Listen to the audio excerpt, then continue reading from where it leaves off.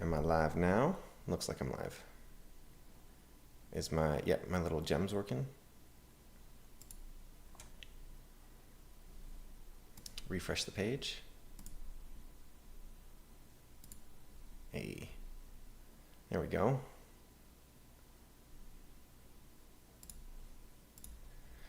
Now I just have to get rid of Connor. How? And then I need to make my crown thing a little bit more sensitive. I was listening back last time and it was, you could definitely hear the washing machine going. But I guess it wasn't the worst thing. Okay, there we go. And now I wait.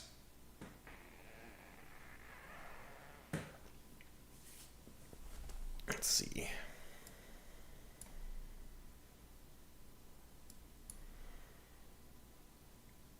So I made a, oh, interesting. I made a new song, which I think it's kind of cool. I liked how it turned out. Like, I made a song as in I wrote the lyrics and then I got Suno version 5 to perform it. Is that the right term? To generate it? Whatever you want to say. I guess generate it because I didn't write the notes or anything. I just did the lyrics. But I really liked the result. And I can, I don't know. Oh, I think it's actually, wait, is it playing right now? I don't think so. Let's see. But why was that open there? Was I accidentally playing?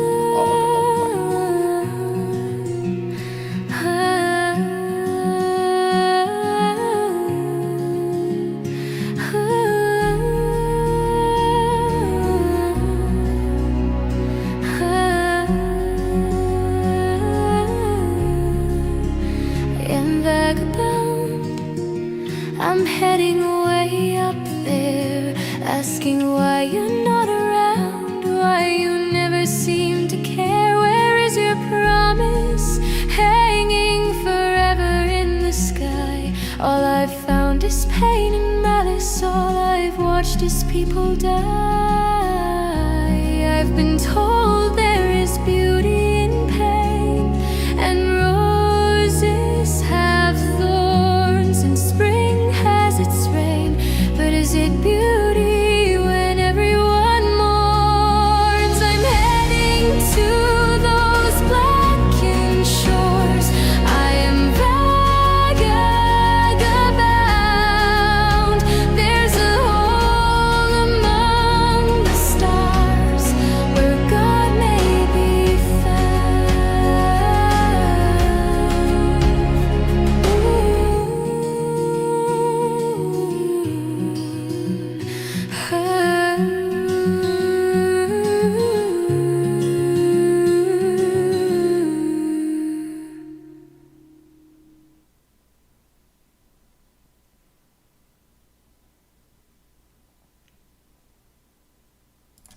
So I have a couple thoughts about that song. I think for one thing, it's very short, but it's a minute and a half still, which isn't an insignificant amount of time.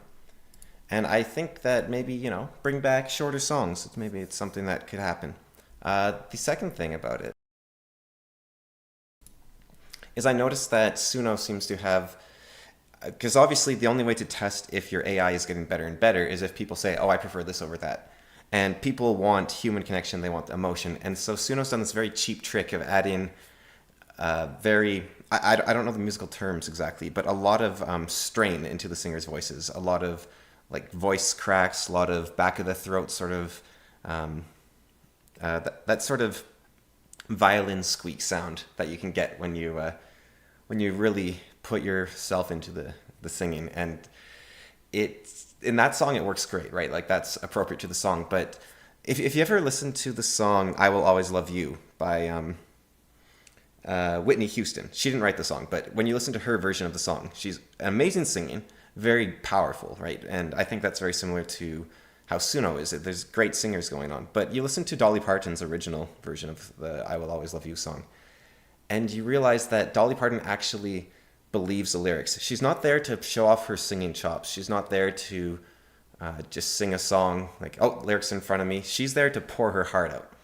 And I really think that is the difference with Suno, where you can feed it like any lyrics and it won't change the intonality for, the sad part, the happy part, the whatever, if your song has a lot of variance and cadence and what you're looking for. And now I think you can probably give it emotional directions because it does obey its directions somewhat. But I think the older versions of Suno actually understood the meaning behind the word more. It seemed at least like they were trying to convey the message of the song more, even though the fidelity wasn't there. And that was what really set Suno apart from Udio, because Udio had much higher fidelity, but it didn't quite understand the meaning. Now, I think Suno is still somewhat doing okay with the meaning, and the fidelity is amazing now, but it feels less creative. And I do wonder, though, if that's the AI itself is less creative, or if because the fidelity was lower, that fuzziness allowed for me as the listener to, what would the term be? As a listener, I was able to fill in the blanks and hear what emotion it should have in the right sections. And I can, I'll actually play another song I did, which this one is a much older version of Suno, so the fidelity isn't nearly as high. But I think it really shows what I'm talking about. So I'll just, I'll see if I can grab that. Because let's see if I can figure this out. It feels like it knows when it should have the emotion. Now, it could just be random chance, but the new Suno doesn't even seem to try to vary up the emotion at all. It's just like, pick your tone, stick with it, basically, for the song. And I found that with a few of the songs, but the one that really stuck with me was one of the first songs I put through it, and I thought, wow, so this is going to change the world, like this AI music. And I think, in retrospect, the thing that's actually more important with the AI music is just how personal it feels. Especially, I think, if you write some part of it, like you write the opening riff or you write the lyrics or whatever it might be. I think if you just get it, generate a song, here's the prompt. I don't think it's quite the same, but maybe that's me being an elitist. But I walk let's see through if this is playing. purest darkness, no moon to guide my stride, no stars twinkled either, no light befell my eyes.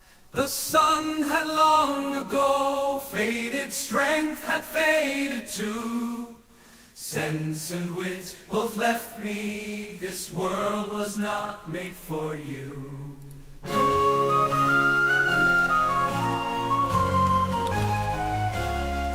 Dark creatures marked my footstep and vanished when I drew near. Look not upon my creatures, you are your deepest fear. The words give strength to anger, the anger gave way to dread. Then again came that voice in shadow, why fight when you are already dead? But courage still had not left me, else why would I walk that blackest path? There is a kernel within us, which blossoms when we laugh. So I laughed at the darkness and called deep into the night. Charlatan, beggar, coward, I do not need the light.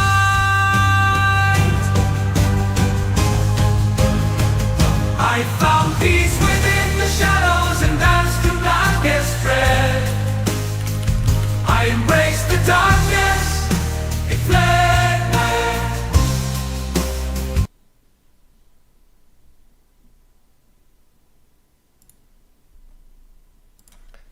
Sorry, so that's there's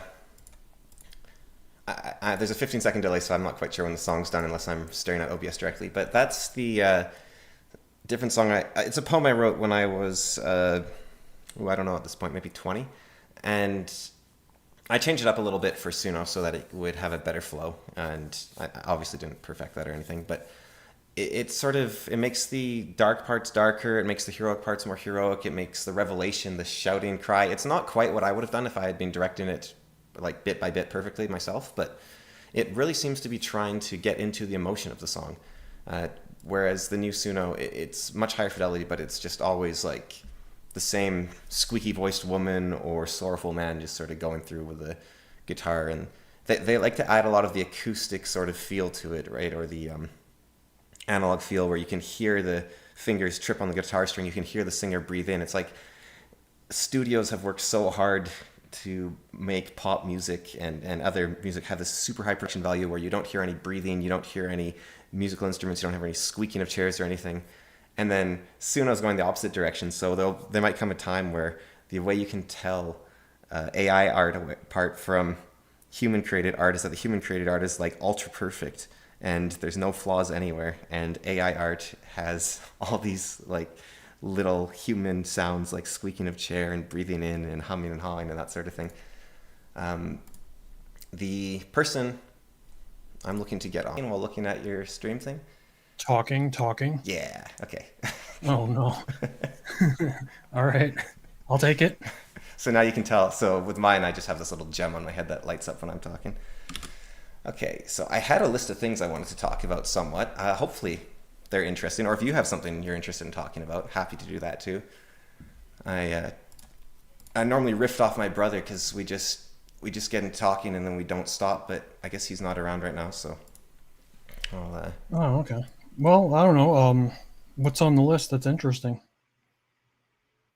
let's see here. Actually, I could. That's the reason I don't know my brother's around is because I don't have a cell phone. So, or I have a work cell phone, but I only use it for work. And I think we both share a bit of a disdain for social media, which Oh, yeah. yeah, this horrible thing that it's kind of funny to talk about it like this because here we are using it right now, but I don't know if there's a solution. I've been trying to figure there's that comic of I think I sent to you of like it's like trying to solve lighting your hair on fire, which is it's nonsense, right? Like you can't fix lighting your hair on fire. It's just actually what I could do actually before I get into anything. How about I introduce you so people know what's going on? All right. I've never had a guest before, so we've had I've never been one. okay, this is cool. So I can put like exclusive world first or something. All right. Well, didn't you say you talked to I'm not going to say the guy's name because again, I don't know how much I want to tell about, but No, basically, as far as this identity is concerned, I've only talked to people via text until now. okay, wow. Let's see. What am I missing here? Oh, right. In OBS. I guess aside from in person, but I Yeah. wasn't really using any identity at that point. Right. And have you done any what I don't know what you call this, live streaming before or anything like that in a different capacity or Just testing and stuff. yeah, and you've done sound design stuff before, so something Yeah. along those lines? Yeah. Yeah. So you're not, because I found first time I went on the Thinkers, it was funny because I've been doing recordings of various kinds since I was like 10 years old, but not, it was just like personal stuff mostly. Probably similar to what you're doing in the sense of just like playing around with stuff. But when I went on the Thinkers for the first, and before I got on the Thinkers, I've been doing a podcast since about 2017 with my brother, which we put on YouTube, and I'd been doing my own stuff on YouTube a little bit. And then I went on the Thinkers and I was terrified. Like for the first 10, 15 minutes, I could barely speak. I had like a frog in my throat. It's wild, the difference for some reason. It's just like, whoa, this is weird.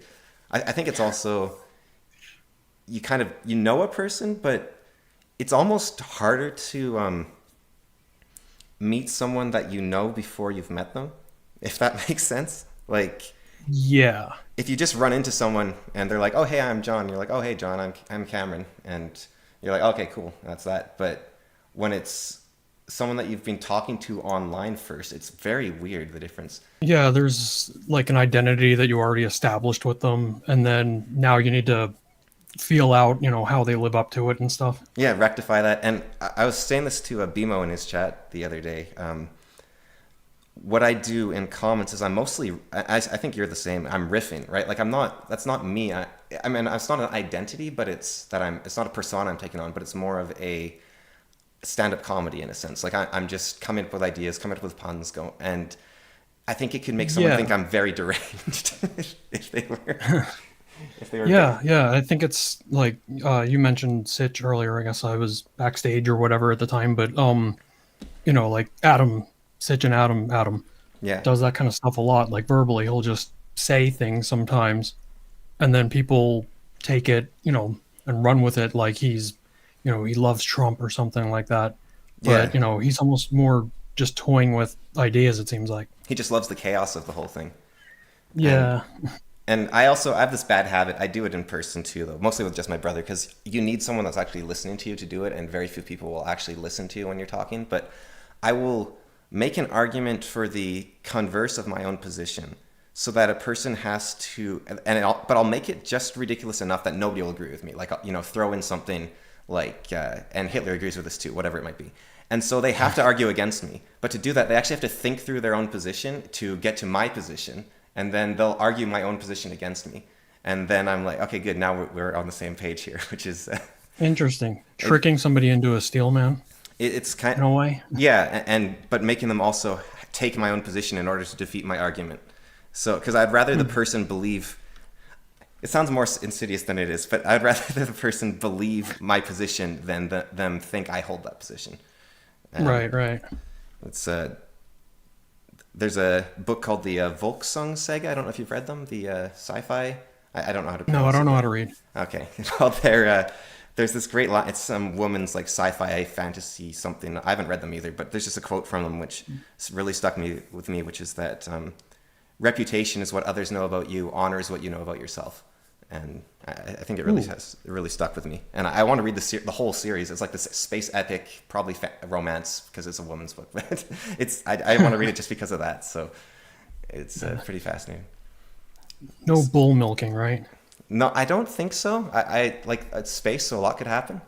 But do you ever like there's that what is it called, Morning Glory Milking Farm or something? Really, Something like that, yeah. it's really blown up, and like that author must be so happy right now.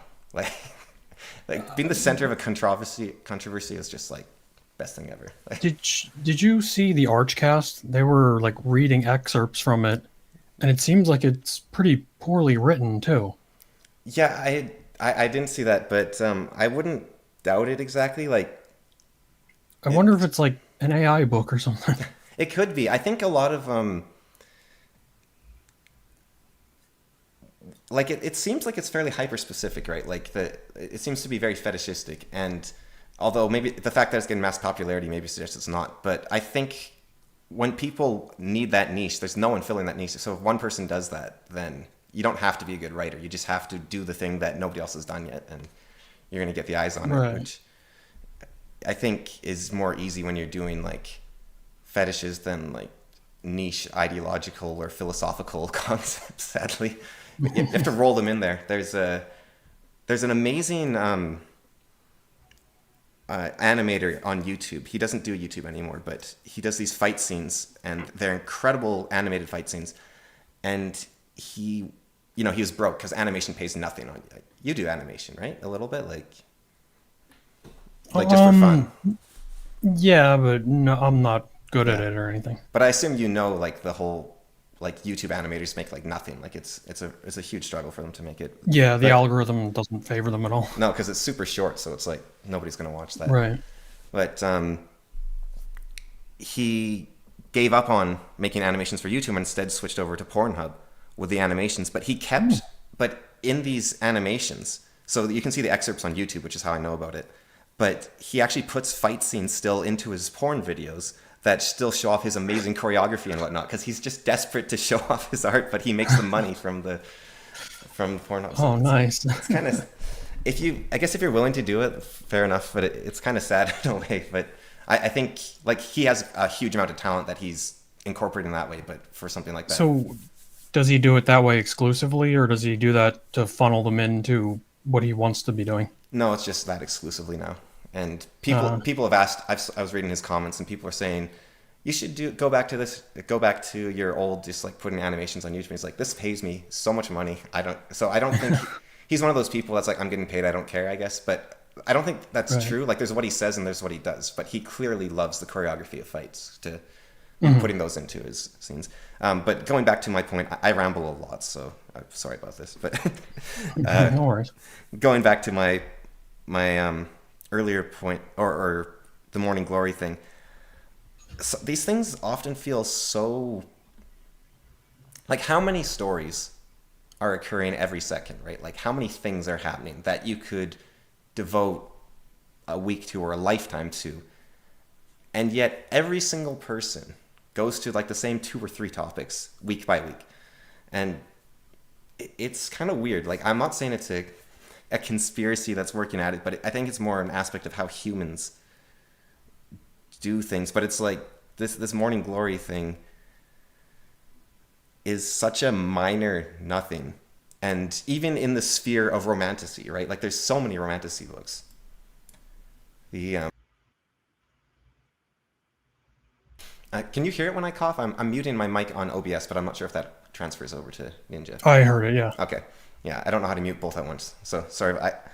I've been sick for like 3 weeks. I don't know what's going on. Working with children, I guess. That'll do it. But yeah, just the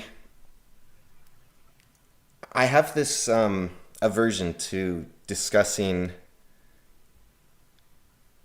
It's not exactly current events, but it's like the current thing. If that, if you understand what I'm getting at there, like they it seems like there's this, like when Barbie came out, it feels very artificial. There's this mind.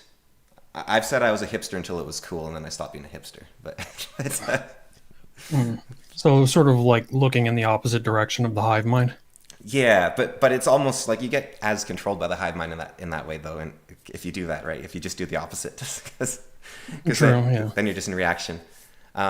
So with that like 10-minute whatever out of the way, so my name's Cameron, by the way. So hi there, nice to meet you. And this is Zero Fucks, who's coming on, who or Ofu X, as I'm sure you prefer to be. Oh, I capitalized it. Yeah. Whoops. Either or. Yeah, I should. Now, I don't actually like swearing, so I'll have to figure out what I want to do here. um, Zero works. yeah, okay. I can go with Zero. I'll think you're the Smash player. But,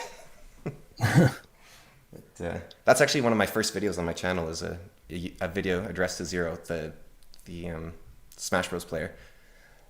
Well, as he's about the same age as me, and well, he tried to kill himself, and I thought that was Ooh. not cool. So it was sort of a cry. Well, it was more of a like, hey, don't do that, you know. Sort of. I don't think he ever watched it. It's you know, it's hard to get a hold of someone that's this massive famous person, and I didn't try to stalk him down and like send it to him or anything. It was just more of a Did throw it things out. work out well? I think in the end, actually, really well for him, which is amazing. Oh, that's good. Basically, he was accused of. I'm sure you know the what's it called? The stereotype about Smash Bros players, but he was accused of soliciting sexually explicit material from underage girls, and Oh, I thought that was like a Roblox thing. it's very common in Smash Bros too, and Minecraft, like, well, to get the Oh. accusations at least. But he lost all his sponsorships. He was the best player on Earth. He had won 56 tournaments in a row or something, which is as far as I'm aware, that's one of the best win streaks just in history. Like forget Smash Bros. Like I think Napoleon won 52 battles or something. Like Oh, wow. like 56 tournaments. Like I think he's the best player. Like I don't think there's really a doubt about it. But he just quit. It wasn't fun for him anymore. Everyone hated him. He was banned from all these places. His life fell apart, and he tried to kill himself. And his fiance stuck by him, which was nice and good for her. And he lawyered up, and he proved basically everything wrong, step by step system. It's very satisfying when someone does that. And Right. the only case against him was he was flirting with the 15-year-old girl until he knew she was 15, and then Ah. he cut everything off. And he's also Chilean, where the age of consent is like 14 or something. But so I think that the American like 17 or is 18 in America, something like that. It's different depending on the state. Right. So it's like California or something that does it, right? Like it's kind of enforces. It became this worldwide thing of like, oh, it's 18 everywhere, and then it's like a couple states in the United States. So it kind of Yeah, I think most of the states it's under 18. I think it's mainly 16 and 17 everywhere else. But it's a very difficult I'm not top. sure. Yeah. Well, if you know them all, it might. Yeah, that'd be weird too, Yeah. huh? I did law class, so I have a bit more of an excuse. And then with coaching, they actually just walk you through it for like, Mhm. okay, you can't be alone with someone that's under this age and that sort of. So, Right. but And then there's also the federal consideration too. Like if you're like soliciting or doing things like online, I think that, I think it's like strictly 18 in that case. Like if it's anything that could be like, you oh, know, deemed federal. I just saw my brother once, and that's uh, No. I, I I see why Sitch doesn't look at the comments because it's hard to do so many things at once. You're like moving little, like checking sound, checking your notes, checking. Okay, but sorry, I missed that. So the Confederation has its own thing, and then the others can go that or higher, basically. Yeah, the federal government, it has federal statutes Right? that must be obeyed as well. So I think a lot of those, it's more strict about being 18. Is it, was that your cat? Yeah. You had, Shush. she's not that loud, or is it he or she? That one's a she. How many do you got? 50. Got to get you like that Simpsons character's avatar instead. Oh, cat lady. How do I get my brother to come on? A Well, male cat lady. male cat lady, a cat man. That makes more sense. Yeah. Um. Well, I think he'll. Well, hopefully he'll figure it out himself. I'll just. Let's see here. Oh, where did my? I had a great picture for a topic of discussion. Oh, the password isn't working. Maybe it was. What password did you type in? It was just POW, right? Me? Yeah. Yeah. Does he have the link to the old room? Oh, yeah, that's it. No, see, we need a tech guy like you to keep track of this. There we go. That's, I'm an archery coach, but my job is actually just tech guy. Like every time at the office, they're just like, "Hey, I need this fixed. I need this fixed. I need this fixed." And then they're like, "Wow, you know so much about Excel." And so I just Googled it, and they're like, "Oh, I could have done that." I was like, well, then why didn't you? Okay, let's see here. Oh, there we go. Okay, I can hear you. Can you hear him? Hello. Okay, so this is Connor. Yeah. Well, I accidentally made Zero Fucks here the administrator of that room, and that didn't work. And then I started a new room, and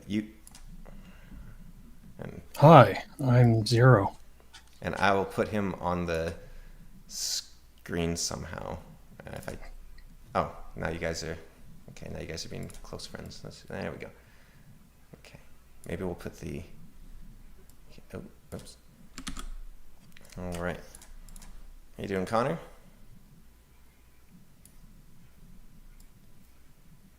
Was it? I set it to 6. Yeah. Why did it not show 6 or?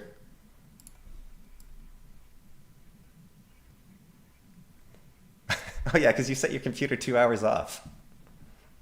Right. That's actually strange. It doesn't. So YouTube is 2 hours. So YouTube sets its time to the internet, not to your computer. I guess. I guess that makes sense. Yeah. Okay. I don't think the people can hear you yet, so I'm just going to sort that out. The people being you, yeah. Well, our racism training video got a lot of views after the fact. Yeah. So that went quite well. Okay. I think people will be able to. Can you talk now, Connor? Just to. I can talk, yes. Okay.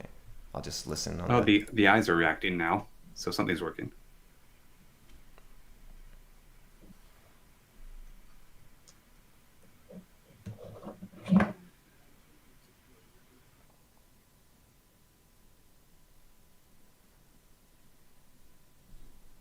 All right, yes, it is working. Okay, there we go. All right. Not to completely derail your conversation, but can I get an introduction to who you are? I mean, it might have already been at the start of the video, but I want one for myself. An internet shit poster. Ah, there we go. So you're an expert. Yeah. Sometimes. So what was I? Yeah, so he seems to watch all the same shows I watch, which is, I feel like I'm stalking him sometimes, or he's stalking me on YouTube. But we've got a joke going that we have a hive mind, because if I'm like busy cooking or something, or I'm watching a playback, and someone's like Sitch and Adam is the main one that we both watch, I think, and they say something incredibly stupid that I need to type a comment for, but I can't. It's nice because I know that Zero Fucks will write exactly what I wanted to write in there, so I'll be set. Yeah, except got for you when I'm covered. doing the dishes or something and I can't type. Yeah. And I don't know if I can cover for you, but I can at least be deranged or something. So, what's that? But yeah, he's what was the?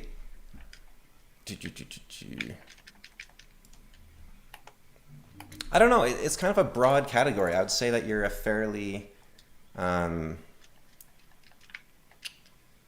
it's not just political. Because I wouldn't call myself a very political person. I don't know if you would call yourself one, Zero. No, Yeah. actually. Because it is funny given the amount of political stuff we both watch. And I think, now Connor, I think you would be, just to introduce Zero to you, you would be a bit more of a political person. Like you were a member of the Conservative Party, and you know, you want like a theocracy or whatever it was. No, not theocracy. Monarchy. Yeah. Oh, one of the 12 monarchists of the world? Yeah, Yes. he's a big Spoon fan, so Ah, I was nice. just say big. I enjoy Spoon. I was disappointed when Spoon came on The Thinkers that I was busy that day, back when I was on The Thinkers, because it would have been great to rub that in his face. But Well, I bet your little brother's a fan of his. well, no, I could say like, oh, guess who I got to talk to today, and then you'd be Oh, I wouldn't have cared. like, okay. 'Cause I'm a.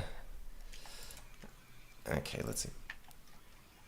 Well, if you're, I don't know if you've already said all you have to say, but I guess we could start with the idea of words changing meaning, because I think we are both fairly against that. yeah. And the main example that you've come across, I think, is sex work, right? Sex work. Yeah. Yeah. And I've noticed that like everywhere now. Like now that you've pointed it out, and I started thinking about it, and like I was, that darn kitty did a. Are you typing something, Connor? No, I'm playing Dead Cells. So that's my Steam controller. Why is it so loud? It's like, Oh, no, I shall move it farther from the mic. okay. I thought you were done playing Dead Cell, or you want to get back into it. I want to get back into it. It's my, Okay. my favorite game. Okay, so let me give.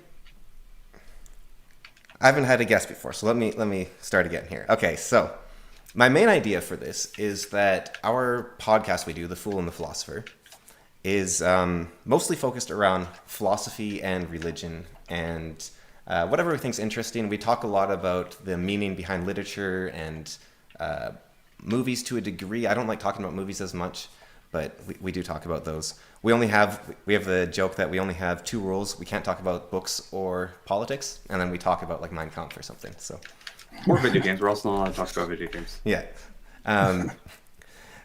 But I don't. The actual rule we sort of loosely hold to is we don't talk about contemporary events, because we record our episodes 2 to 3 months in advance, depending on the episode. And contemporary events, there's very little to say other than letting people know your own opinion on the issue. It's like, oh, that's good or that's bad, because there's so little known about the event that I'm less what's the term? I'm reticent to really dive into something that I'm clueless about, even though I do that. But I was thinking with a live show, it's an opportunity to have guests on because we have had people we wanted to talk to before in the past, and we weren't sure how to do it. There was someone named Courtney Colson. She's a detransitioner who I was talking to for a little bit. We were interested in having her on. That didn't quite work out in the end. And then she went kind of like what are those? What's the term for men again? It's misanthropist, right? Misandrist. Sandra? Yeah, she just turned like massive misandrist, car sexual. So that went a little strange, but I think, I sorting through a lot of stuff, but her case was really interesting because she was an autistic trans man, I guess. And then she went on Michaela Peterson's all meat diet, and she stopped feeling trans, and she also stopped being autistic as diagnosed by her psychologist, which I think is fascinating and something to... now, I think that you could call that a misdiagnosis of autism potentially in the first place, but it's still fascinating either way, the end result there. And Right. yeah, and I'm also... I'm a strong believer that about 80% of autistic diagnoses are inaccurate. I'm also like, I think you could say that most autism diagnoses are self-diagnosed. Like I know you joke about it, Zero, and I don't know if you've actually been diagnosed or not, or if that's even something you want to talk about. But I think that there could be a lot of real diagnoses out there, but I think the whole term has moved a bit because a mental illness is something where your life is severely impacted. And like we've talked about this on the podcast before. I've known autistic people who, they don't have control over their bowels and they scream constantly because that's like their mind is wired that differently. And that is very different from like, I don't get social cues, or I don't pick up, like Sitch will say all the time, like I'm autistic, and it's like that. Right. That is not autism. That like, I mean, I think calling it a spectrum, I think, kind of opened the door for, talking about the evolution of terms, all sorts of things to start piling in. Yeah, well, I think it causes problems as well because I have severe dyslexia. Like I actually have very highly diagnosed dyslexia. And then people say, oh, you can't spell. That's funny. You're bad at spelling. And I say, I have dyslexia. It's like, oh, I do too. That's not an excuse. It's like yeah, like you couldn't write until you were 12 years old, right? Like that's very different. Yeah. Like you couldn't read or write until you were like 11 or 12, and that's very different from, oh, I'm dyslexic. I get my like theirs and theirs mixed up. It's totally different. And I'm much more in the mindset of we should have very few people who are mentally ill and then a bunch of weird people, and it's okay to be weird. Like I think that's more what I would like to. And as you were saying with the spectrum there, Zero, it really does, because once you have a spectrum, anyone can be on the spectrum at any point on the spectrum. Like everyone is ADHD, everyone's autistic, everyone's depressed, everyone's like depression being like I lie on the floor and I don't move is very different from I'm having a bad day and I'm going to put a sad post on Instagram about it. Like they're very different things. Or like ADHD, I have ADHD tendencies myself, but it's not like, it's like I get anxious about if I have an appointment at, let's say, 3 in the afternoon and it's 10 a.m., I sit there until it's 3 p.m. because I can't do anything else. I'm just like, but and how much you wash your hands? Good God. Well, that's more like OCD, but okay. But again, it's not. My hands aren't bleeding. I'm not missing out on severe aspects of my life. So I wouldn't call that OCD, because for it to be OCD, you have to have a severe impact on your life, right? So it would be. Well, you have to have the D part, the disorder. It'd be obsessive compulsive tendencies, but I wouldn't diagnose myself with obsessive compulsive disorder or personality disorder. We have to change terms as you're complaining about. We have to make it OCT. Yeah, like OCT, yeah, like tendencies, like autistic tendencies. But I think that the descriptor becomes. Is reification the term? You might know better than me, Zero. Yeah, I could see how it could fit. Yeah. Where we have so many concepts that start as vague descriptors of something observed in the reality, and then they become prescriptive to reality. Like, oh, I'm not being autistic enough. I'm not being OCD enough. I'm not being, and then you become trapped inside that label instead of Right, the right. the As soon label as you being. accept the label, it's sort of, you sort of start to think backwards from the label. That's why, politically, I don't like to accept really a label. Yeah, no, I'm I don't definitely. even like to say independent, even really, but I guess that's the closest thing I would be. Yeah, I don't know if it's the same reason as Adam, but like the term centrist, I think it gives the impression that I'm willing to go to either political side, which isn't true. Like I just have beliefs that Hmm. sometimes correspond with left and sometimes correspond with right. But Yeah. So, like, if you take the average or whatever, it might land somewhere in the center. yeah, but I'm not going to. And they can be fairly extreme, but it's not even like I'm not even sure if left and right is a good way to conceptualize like anything. Like It isn't. it's very limiting, and like the only left and right that really makes sense to me is hierarchy, a spectrum of liking hierarchy or not liking hierarchy. And in that sense, I would just go the Jordan Peterson route of hierarchy is important, but it tends towards corruption. And I mean, where do you put that on the left and right? That's just I like both. I like hierarchy and I like checks on hierarchy. So what do you do with that? But Right, right. I think the sex work thing, going back to that, it might be a similar idea where people were trying to describe this new thing, like putting naked pictures of yourself on the internet or in movies or in, and they're like, well, it's basically sex work, right? And that's like the closest we've got going on here. And so you know what they mean, but you're like, okay, yeah, it's not quite that, but I get what you're getting at. But then that becomes the term, and you're like, okay, yeah, well, we just have two different meanings for the same term. But then it becomes we need to protect sex workers, and suddenly you have this giant umbrella that's trapped everyone within it. And Right, right. Every individual step made sense along the way, but when you zoom out and look at the whole picture, all of a sudden there's a more clear distinction of which category one is in. So, because I'm not completely, I don't know, understood the original conversation, original idea, it's that you do not like that someone doing OnlyFans is called a sex worker. The best way I've sort of conceptualized it concisely would be it's the difference between sex work versus like pornography. One is giving you a good and one is a service. One's a good and one's a service. So, Okay. if you're doing pornography like OnlyFans, I would consider that more to be like a pornographer because there's a good that's being produced. Even if it's a one-time kind of good, like a live stream or something, that's still more of a good. Whereas, something that's, actual sex work, I would consider to be more like a service. And to expand upon that, so where's the danger in that? Why can't we just say, well, we have a good and a service and we have the same term for it? Like lumberjacks, they cut down trees for you if they're in the way, but they also sell the wood. What's the.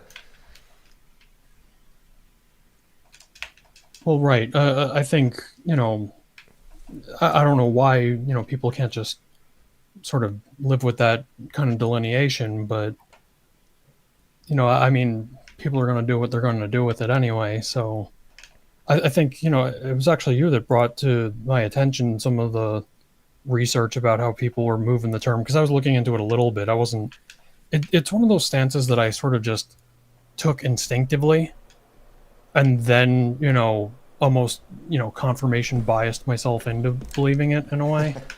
Yeah. That has like I guess a negative sort of connotation to it, but I didn't really look into it until after I took the stance on it. Yeah, but you've knew something was wrong and you just weren't sure why. Which is. Yeah, yeah. Basically, I think the thing that actually triggered me, it was somebody, strangely enough, it was somebody that's more on the right. What's it? Think Before You Sleep. Yeah.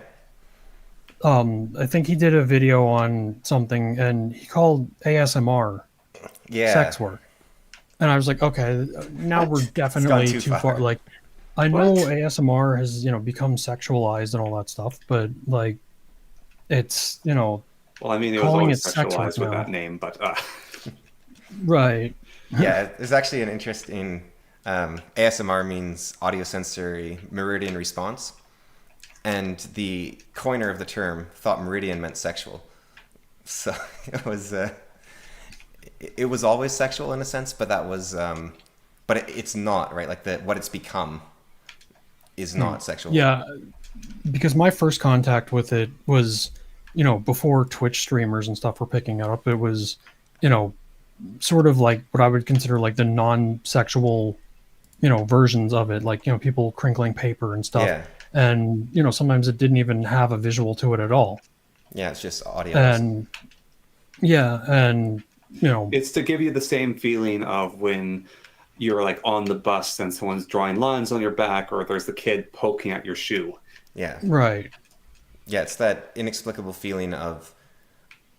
I think of it like I love listening to scam artists and people trying to, those videos where it's like, in just a moment, I'm going to tell you how to change your life. So I've got 3 simple steps. I will just watch those for like an hour. Like that's my ASMR. I just love those videos. And so I'll just like, if I get one of those ads, I'll just sit there and like, yeah. But there's something about, I think it's the idea that someone thinks they're getting something over me, or that they are believing something so hard I almost think they believe it themselves, but they don't quite believe it. Like the pretending, I find, I don't know what it is. Like I don't know what causes frisson, which is that sort of feeling of whatever it is running up your spine. But Right. I don't know why that's a response humans have, because you think it would mean like, yeah, this is good, pay attention to this. I think it's probably related to playing with children, because the first time I remember experiencing that was when I was like 4 or 5 years old, and a friend's little brother was pretending he was serving me coffee, but he was putting like the most ridiculous stuff in it, like onions and ice cream and whatever else. And I got that feeling of like, yeah, this is stupid, but I like it. So I think it's probably something to do with like, oh, isn't that adorable? These children think this is real, or something. It might even harken back to potentially social grooming, of having someone else groom you, and it's a reward for that. Yeah, something to do with a connectedness, but Yeah. but there, it's not quite just connection, because I don't think. I don't know. I would suspect, actually, going back, well, it's probably true of. Could you say that with sex work and with OnlyFans, they are both actually providing a service, which is the reduction of loneliness? Like this isn't trying to make sex work OnlyFans. It's just more of a. I don't know. I was, I don't know, kind of toying with analogies or whatever before. Uh, Keep in mind, this is like a conversation going back like 2.5 years ago Yeah, now. no, I'm a little when we vague were on it talking now about too. it. But So, yeah, at the time I was thinking of something like a gardener or whatever. You could have a gardener come out to do your lawn or whatever, or landscape or something like that, versus somebody that like makes tutorial videos on how to do landscaping. yeah, So, I guess both of those you are could say improving your result land. in a better lawn or whatever, Right. or a better landscape or whatever. You could say that for both of those, but one is sort of providing like a good. You get a DVD or whatever it would be, I guess the digital download these days of the instruction of landscaping or whatever, whereas the other one is somebody's coming to your house to do it for you. Yeah, yeah. So you can always, and that's the problem with I don't normally do this, but I was just so frustrated with watching Wick the other day. Of you can always do this where you can be very clever with words and make anything mean anything, and you can prove it even just by moving words around. And so you can have an argument. They had a guy named Drew on who was arguing that immigration dilutes culture essentially, and they were saying, well, his argument's bad, so therefore or rather the words he's using to make his case are like he was doing a terrible job of making his case. Therefore, his axiomatic premise is wrong because it's ridiculous, and they were putting no effort into actually understanding what he was saying, and instead being very clever with words to say, well, this word doesn't work with this word, so therefore that's wrong, and this word doesn't work with this word, so therefore that's wrong. Right. That's why I hate doing debate, actually, is because I'm not good on that level. I know the thing in my heart, but people can be better at words than me in the moment. Yeah. And Right. so it's And the debate bro, I guess, more left leaning segment online leans onto that a lot more than people give credit for.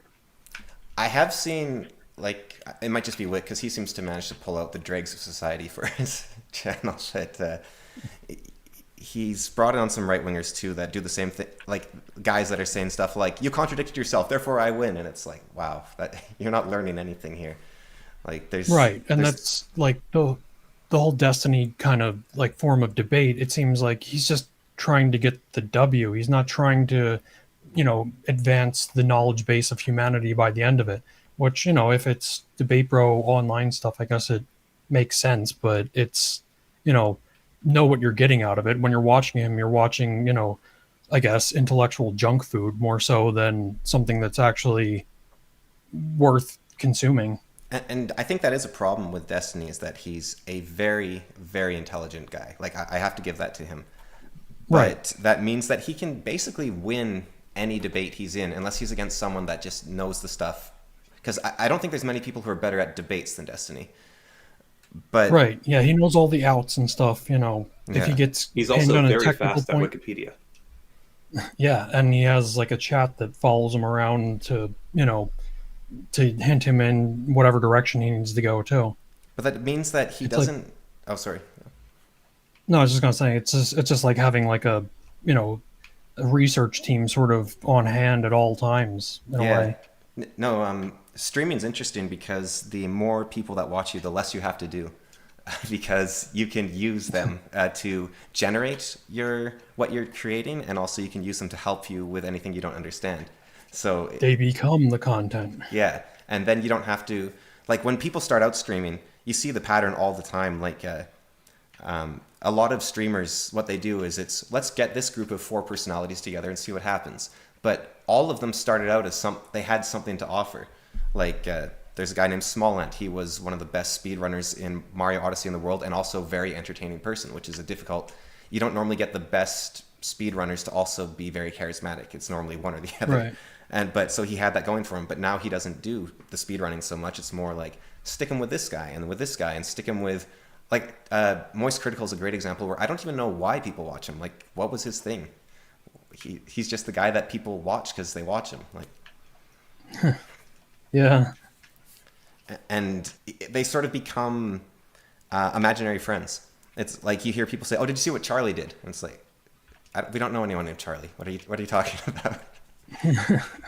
It's like, no, the guy online, the Moist Critical guy. It's like, and now I don't even know if Connor. You don't watch him, do you? No. No. So we don't. But we'll do that even with someone like Sargon. I think a little bit. Like we'll say, "Did you see the latest Sargon video?" But I think that's a bit more. And maybe this is just me trying to put myself on the high horse, but I would call Sargon a modern day philosopher. Like, not necessarily a good one, but I do think he is actually trying to advance knowledge and to learn new things and so that's Yeah. and I think I'd agree. and that's kind of I think people like Sitch and Adam, maybe I would consider them less so that, but they're still trying to at least share what they've learned with the world and bring their own perspective. Like, I think Sitch does a lot of research, and Adam. It's funny because the stuff Adam does, I would actually disagree with hugely for the most part, given that he's like a mind reader. Like, he just like, oh, this person's thinking this, and if they're doing this, that means this. But he's actually so good at it that there might be something to learn from social interaction from him. Right. Because he actually seems to know what he's talking about, which is weird because I didn't think people could actually do that. And that's not like, I've long thought people think they can do that. Like, oh yeah, he's a liar because he always, he talks fast. And it's like, well, you don't know that. But Adam actually seems to get it right most of the time, which is strange. But going back to Destiny, sorry, and maybe more broadly to the sex work, I don't have the weave like Trump, so I'll Ryan Mulally, is that the guy's name? Yeah. Sorry, it cut out there. What was the... Ryan Mullally. Yeah. Yeah. He I was talking to Connor about this on our latest episode, which I don't know when that'll come out, like 2 months from now or something. But I think it's something you might have an interesting insight on. He's very optimistic right now. Like, he just started out. He already has like almost 300 subscribers. His channel's blowing up like crazy. And he's very excited to... He seems to be one of those people, and maybe he knows what he's doing because he has a lawyer and everything, but I see a lot of people where they get into something new and they're like, we're going to do this, and then we're going to have a business, and we're going to have staff, and we're going to, like, you have to have that mentality to buy a restaurant. But he's like, we're going to build something new, we're going to fix America. He's very, like, and he does have some of the credentials maybe to do that, but he's very eager. But the thing that about him, in contrasted to Destiny, is that I think Destiny started out like him, where he knew a lot of stuff. He was a very smart guy that knows a lot, did a lot of reading, has a lot of deep thoughts. And what happened to Destiny eventually was Destiny realized he's a very smart guy, and he doesn't need to have this massive grounding in, like the Israel-Palestine conflict, or geopolitics in general, or the dangers of inciting terrorism, or whatever it might be, in order to have a very successful debate. And it's very easy for people to use their intelligence to have an opinion on something, rather than to be incredibly well-read and experts in the field and research and talk about something, which I think is the danger anyone that is regularly producing, especially live stream videos, is going to fall into. I think Jordan Peterson even fell into this, where he was one of the most brilliant people out there. And then he... Oh, did we just lose... You still there? Is it... Yeah. No. Okay. Yeah, I'm here. Okay. I'm muting because there's, like, I sort of live by this high school, and there's literally like a marching band practice going on right now. Okay. I was like, your sound just cut to zero, so I was like, oh. That'll be free background music for us. Okay, no problem. Yeah, wait until it's copyright claimed. Yeah, okay, no problem. But also, fill the air. I have wireless headphones, but I'm gonna go feed the cats, so All right. I'll be listening. Okay, so yeah, I'll keep explaining my idea, because I can take a while to get to it. So, so people like Destiny, they use their intelligence to keep talking. Jordan Peterson as well. I think he was brilliant in religion and psychology, and apparently in global warming. Although I disagree with him on most things. I think when he talks about climate change. I went to school for environment, so maybe I got brainwashed. But Yeah, there's the problem. yeah, but the thing is, like, I also kept reading stuff outside of school, and like, but it's very there's your difficult problem. to look into climate change without some bias in one direction or the other. See, But my whole opinion on climate change is based off vibes. yeah, well, I think that's most people, or everyone even, Yeah, exactly. because it's very difficult to talk about an issue that you can't see, and instead you're just like, oh yeah, trust me, it's something we're working on, or it's causing a problem or not. Like, Yeah, but see, I'm right. yeah. That's So anyways, going back to the and you remember me talking about this last time, Connor, where Yes, I do. I'm worried about Ryan, I should be pre-worrying this, but I see the future where he becomes a streamer, and he stops reading the theory so much as doing the streams.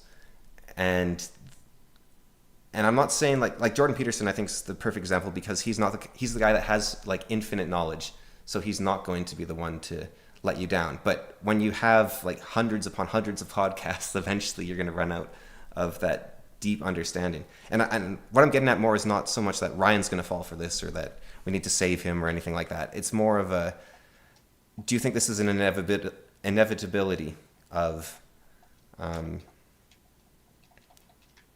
streaming, or maybe even a weakness of the notion of creation, being a creator of things, instead of you have an idea, you put it out into the world, people see it, they learn, or they agree or they disagree, versus I'm the guy that every Friday releases content, and I don't like calling things content, but I think that's where the risk comes in, is when you're a content creator instead.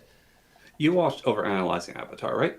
Yeah, so All of it. he's a great example. That's an awesome example, because he had what his channel was about, and then he ran out of Avatar, and then he kept going. And now he was aware of that himself, right? Yeah. he thought that it wasn't going.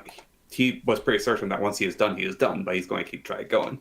Yeah. And do you know what happened there? Like, is he still offering insights along that path, or like, what's the? His insights are interesting because it's an interesting thing, which is basically he watches anime Yeah. and he calls it bad. You'd probably like it. I mean, I can do that myself. Yeah, but he has reasons as to why it's bad, and there's good reasons. And when an anime is actually good, he praises it for being good, and he's doing it from the perspective of someone who isn't who didn't watch anime and thought this was the best thing ever because there wasn't anything better to watch, which is I think where a lot of people started watching anime because they didn't have anything better to watch. Yeah.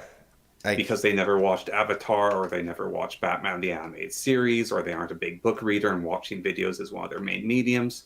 And so all they have is the rather low tier entertainment, so to call it. And I think that's what people like Destiny are as well, actually. Like, you could watch it, like, there's the watching Destiny to learn about politics level, right? Then there's the reading Wikipedia, which is the step up. And then there's reading the newspapers and the history textbooks in your high school and whatnot. And then there's reading the college textbooks. But then there's the actual reading the first-hand accounts of the people and reading the debates about the accounts, the second-hand accounts, the third-hand accounts. Like, there's so much more depth you could be getting rather than, like, and that's true of any topic, not just politics. Like, I don't know what the number is, but I'm sure there's plenty of Christians that haven't read the Bible, right? Like, or haven't read the debates on the Bible or the different interpretations of, like, to be a Jehovah's Witness, you have to do that by default, basically. You can't read the other versions of the Bible, otherwise you'd start getting confused. You'd be like, wait a minute, these translations are totally different from each other. But there's, just do another mute here for a second. That was not a mute. You coughed directly into the mic. No, I'm muting the OBS stream, but not the Ninja thing. So, because I can't mute my mic, so I'm just muting the stream instead. You can quickly unplug it. I'm sure that doesn't cause problems. So I want to understand the original. He wasn't kidding about having 50 cats, was he? I want to What's that? understand. I heard cats. I was just thinking. I want to understand the original idea here. Okay. So words are not being used as they should be used. Why is this bad? What is the problem with this? What is the evil that comes from this? Because I have my own ideas of what. Okay. So I'll give you mine, and then Zero can speak for himself. But so sex trafficking is sex work, right? And burlesque shows are also sex work. And burlesque shows are harmless, so sex work is harmless. So we should put up protections for sex workers, and because the girls know what they're doing when they go into burlesque. And so now we have a definition that sex work is harmless and that it should be legalized. And because we want to protect burlesque workers, and now suddenly you have sex trafficking going on. Like, that's maybe an extreme slippery slope, but that's the arguments do tend in that direction. And I showed. And I would just. Oh yeah. I was going to say, I would just chime in that, the similar thing happened, like, when we just talked about, like, autism or whatever. Just more things get loaded under this umbrella category. And then initiatives that first were there to, I guess, help the initial bunch are now trying to help all these people, some that may not even deserve it. Yeah, or just people that even deserve might not be the right term, but, like, the people who don't need the diagnosis because the diagnosis will become more of a identity than a useful tool. Like, it's like, oh yeah, I'm autistic, so I do this, but I don't do this, so wait, am I really autistic? Like, now do I have to live inside this category? A great example. Adapting a victimhood. Yeah. You don't even have to be a victim. You can just be quirky, or you can just even be well, that's what I'm saying. You want to like, I guess maybe like stolen valor, sort of steal some victimhood by, being, categorized in this group. But you can even. So the broad categorizations of groups allows for stolen valor with less effort, basically. And it also allows for Mott and Bailey's to get huge, right? Like, well, who's against a burlesque show, or who's against a pinup girl? And then suddenly you're defending, like, prostitution, and So it's the whole battle that V is suffering with of um, people saying, "Oh, we should ban porn," and it's just an anime girl. well, I actually think like porn itself is a victim of this in a way because if you think about it, sex is a very sacred thing, right? It's the creation of life. But you add contraception, and then sex is now a thing for pleasure, and then you add pornography, and suddenly sex is a thing for viewing. It's not even a first-hand pleasure, and you're still calling this entire concept sex, even though the ideas are very far removed from each other. Especially once you start getting to OnlyFans, where it's like you're just watching something for a mild stimulation versus creating life, and you're calling that the same thing. And you're arguing as if those are equivalent in that, oh, you're afraid of sex or you're not afraid of sex. Like the Christians for a long time were harangued for, especially this is like the 90s especially, was like Christians are these sexless, scared of the slightest bit of provocation. Where nowadays, and historically I think as well, you see Christians having the most children, having the most sex, and it's because they actually view it as a sacred thing, but they don't want it to be a profane thing. And those two things get conflated. And when you're conflating the profane and the sacred, that's crazy that can happen just because of word games, essentially. Yep. Oh, yeah, so Connor knows, well, he tries, but if you want to get a word in edgewise with me, just start talking over me, because I just talk. Yeah. Well, I guess to add on to that, the same thing was sort of happening with like violence. How, Yeah. The word violence, like, to the point where it's saying silence is violence. And then, relatedly, it's not enough to be, or you need to be anti-racist, just simply not being racist is not enough. Like those kind of things, start to get thrown into the mix. I think, And, I think, I forget who originally made the point, but it's something that I think is the case that I heard James Lindsay say it at one point that once, these people, they don't need to change the law. They could just change, what people understand the words to mean. You yeah, don't need to get a law passed if you could just change what the words mean.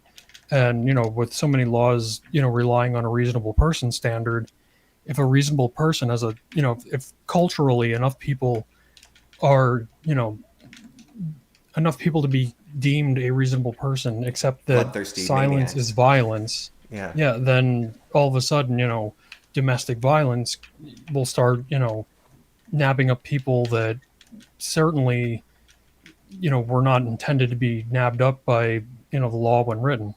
Shout out to Ryan Mullally again for, Yeah. originalism. I actually, Connor and I's mom did this not recently, this was a few years back, where she quoted the thing that, it's really funny, you might get that with your parents or older people in your life, where they don't understand the culture war that's going on, but they do get like the random strays and snippets of it, and then they just absorb them for some reason instead of thinking about them. They're just like, oh yeah, that's what people think, okay. And so Yeah. our mom said something along the line, although now she's gone like almost like far right racist recently. I don't know what's going on with her, but she's been getting extreme. But, have you noticed that, Connor?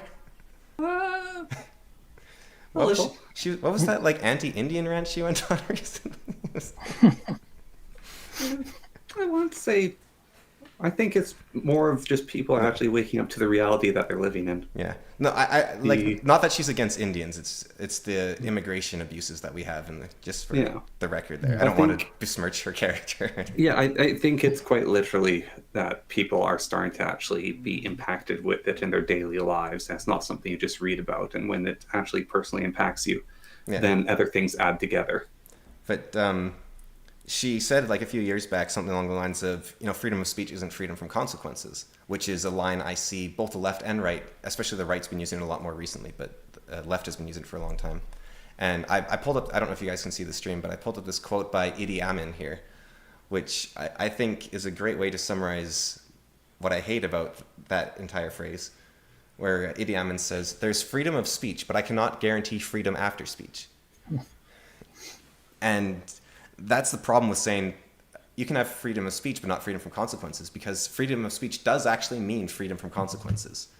because otherwise every country on Yeah. earth is free. And Right. Yeah.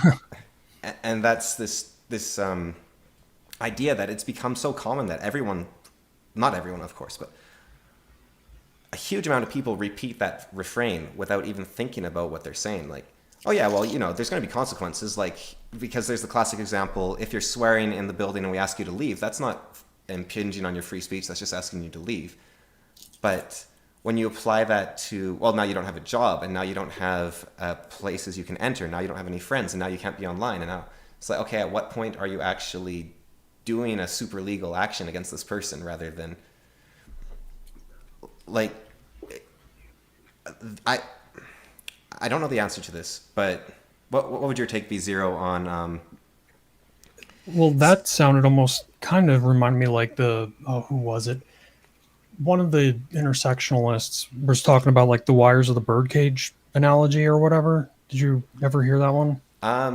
It's you know like one of the feminists like they said that like they'll put like a certain restriction in place and that'll hold you up, and it's easy to analyze that thing as saying like, oh, that's no big deal, you know you don't need to do that. But then there's other similar things, and it starts to build a bird cage around like no individual wire of the bird cage is holding the bird in, right? but when you have a bunch of them, that's what makes a cage. I guess And if feminism you're is the cutting answer. off avenues of life, like banking and stuff like that, then yeah, you're starting to ruin somebody's life, remotely without, I guess, fully getting involved. Yeah, having ever actually done anything against them, technically.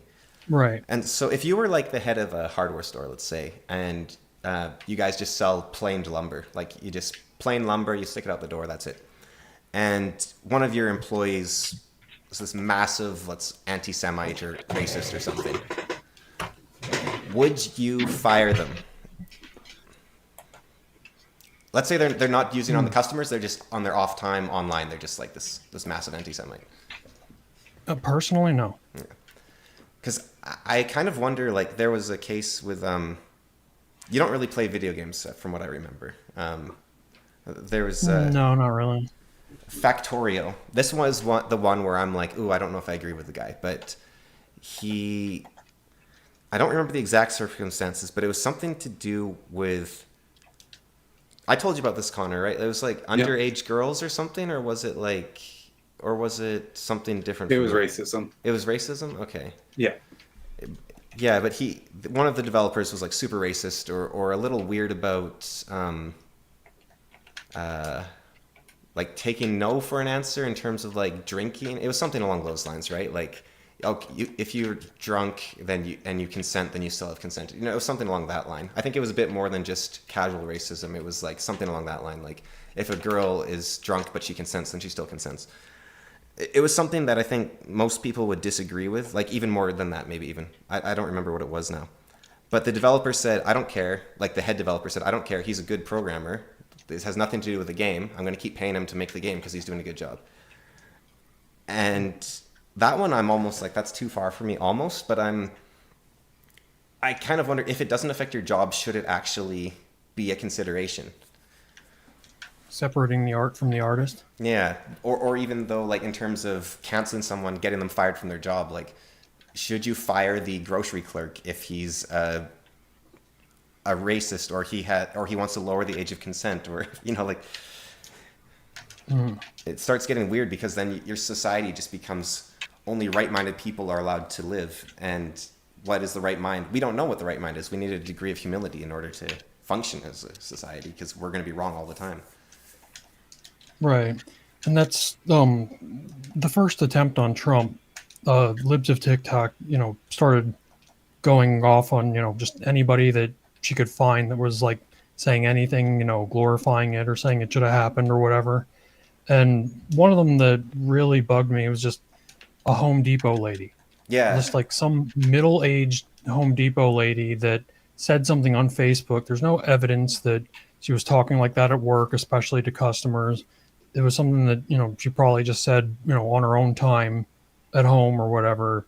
Has nothing to do with the job. Like, I think and I think in the replies, Home Depot responded that like this employee no longer is with us. Yeah. And I think I even responded like, no, hire her back. Like, it's freedom of speech. She should be able to say that. And like the things I just said, that there's no evidence that she was treating customers that way or anything. And it's like, where, at what point is it just not cancel culture again? I think I can maybe see some logic in libs of TikTok doing it for maybe government workers or something, or if it's people that Teachers. are like teaching kids or Yeah. whatever. Yeah. Yeah, even with the Charlie Kirk stuff, like people getting canceled for celebrating his death and losing their jobs, it's like, are they? Right. I even wonder. This is another one where it goes a bit far, maybe, but let's say you're saying, I hope someone goes and shoots Donald Trump or Justin Trudeau or whoever you want on your list. Um, when if I say that, like I'm like, man, the world would be a better place if Trudeau was dead. Like I mean, he's not a prime. I don't actually think that, but let's say like he's prime minister, and I'm like, oh, it'd be better if he was dead. And when he was prime minister, maybe I would have thought that a bit more, but it's still like the fallout of murder is not what you want to have happen, right? But that's actually my point, is that I can say I think the world would be better if he's dead, but I am one person and I could be wrong. And so therefore I don't want this to be extra legal. I want, if we decide we need to arrest him for his crimes and execute him, like bring back the death penalty and execute him, that is a very different statement from saying I want an assassin to go out there and enact my individual will. I think there's actually weirdly Right. a sort of humility in saying, like a Rush Limbaugh type, like we should kill this guy that aborts people, right? Right. Because you're actually saying I think this. You're not saying that this is what society should do. And I do think there's a difference there. And I wonder, there's been a lot of talk towards getting rid of violent rhetoric. And I think it could be just how you say it. But I do think you could say, I cast my vote for the execution of the leader. But that doesn't mean I am correct. I'm just, because I really do think that's what democracy is supposed to be. It's not that I'm trying to get the biggest group of correct people together so that we can win. It's more like, okay, here's my opinion, but if two people say I'm wrong, then I'm probably wrong. That's how I would hope democracy would function. Yeah. Yeah. But I don't know if you think that's too far. Well, no, I don't know. I see. It's tricky because you mentioned Wick earlier. He's really close to free speech absolutist as far as playing with some of these ideas, and I would be up there too. I would say for now, barring any better solution, I would side with agreeing with that. But we're sort of in a predicament now where culturally the morality is lacking, while at the same time the law is because of free speech in America anyway, it's not able to address some of these situations. So at what point does society sort of, I guess, I don't know, how does, at what point does society need to sort of, be the enforcer of morality in a way? Yeah. And I had a thought for a while, but I'm not sure if it even works. It was when I was a bit younger, but it was like that law and morality should be separate. Like law should deal with the things, but it's like, okay, then what's your law? So, and I think there are still laws that work, like road laws, right? Like if we all just agree that we'll go 50 in this zone and 60 in this zone, we'll all get everywhere faster and safer. And that doesn't have to be a moral decision, except that your morality is deciding getting places fast and safe is good. So at some point, like Jordan Peterson says, you believe in God. I think in that sense of at some point you do have a highest value. Right, right. Like the law, I think broadly it's, at least attempting to codify some baseline of morality, but it's, I think, generally you don't want it to go too far, or at least I don't. I'd rather, err on the side of freedom, not giving power over to the state if things could be handled, without government involvement. And I think the state is always, I've said, like, I don't know if it's the same in the United States. It doesn't seem to quite be the same, but our Liberal and Conservative Party are basically like, if you have the Canadian government or the country, like the freedom of the people and everything, is this big tree, and the liberals are just chopping away at it with their axe. And then the election comes around and the conservatives are in. The liberals hand the axe over to the conservatives and they start chopping away. Like, That's a much more polite way of saying the analogy I know. oh yeah, Yeah. okay. But The analogy I know is quite unpleasant. okay, I can imagine a few. But, Yeah. I guess the marching band's going by again. Yeah, they're doing like a snare roll right now. You're in the same time zone as this, aren't you? More or It's less? 7:36. Yeah, Wow. I think there's like a football game or something going on right now. So Okay. It just seems like late That's for really a bunch noisy. of bands and stuff. no, No. they do After football. supper, So you practice. I don't understand kids like doing like my students in archery, like when they're going to 7 or 7:30 or something. It's like, don't you have school tomorrow? What are you guys doing? I don't get it. Kids these days. Yeah, luckily, well, Connor and I, at least our schedule, we actually stay up quite a bit later than what you'd expect, because we both work later in the day, so it all kind of evens out.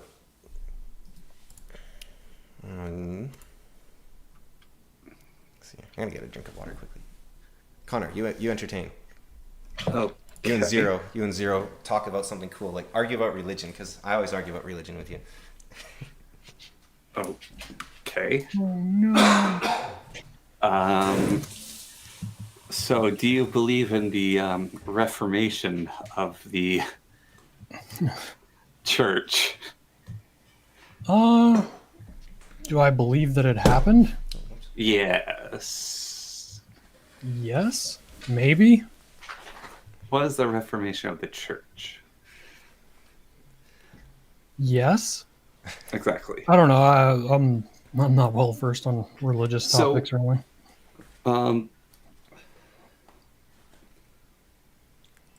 I'm curious because you're someone different than Cameron. Well, you might be surprised. Yeah, you are different though. What do you get out of Stitch and Atom? Ooh, It's Adam Naughty. and Stitch. that's Stitch.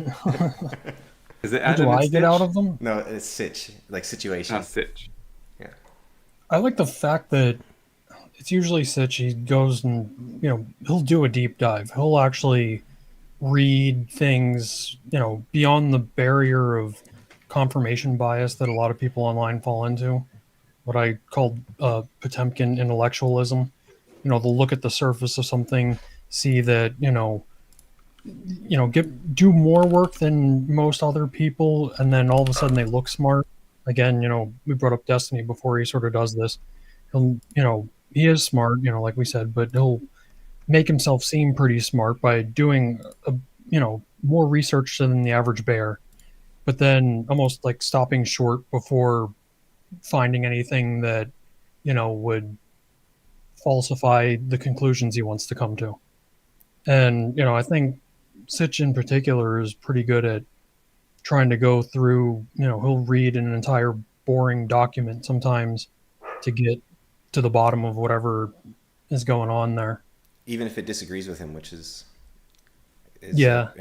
very admirable, I think. Which Connor actually does. Connor is the only person I've ever met that you can have an argument with, and then he'll switch his position halfway through the argument, and like he'll start agreeing with you, and it's actually kind of frustrating because Nice. you want to win the argument, but instead he'll just like, okay, yeah, no, good point, and you're like, no, I I need to win.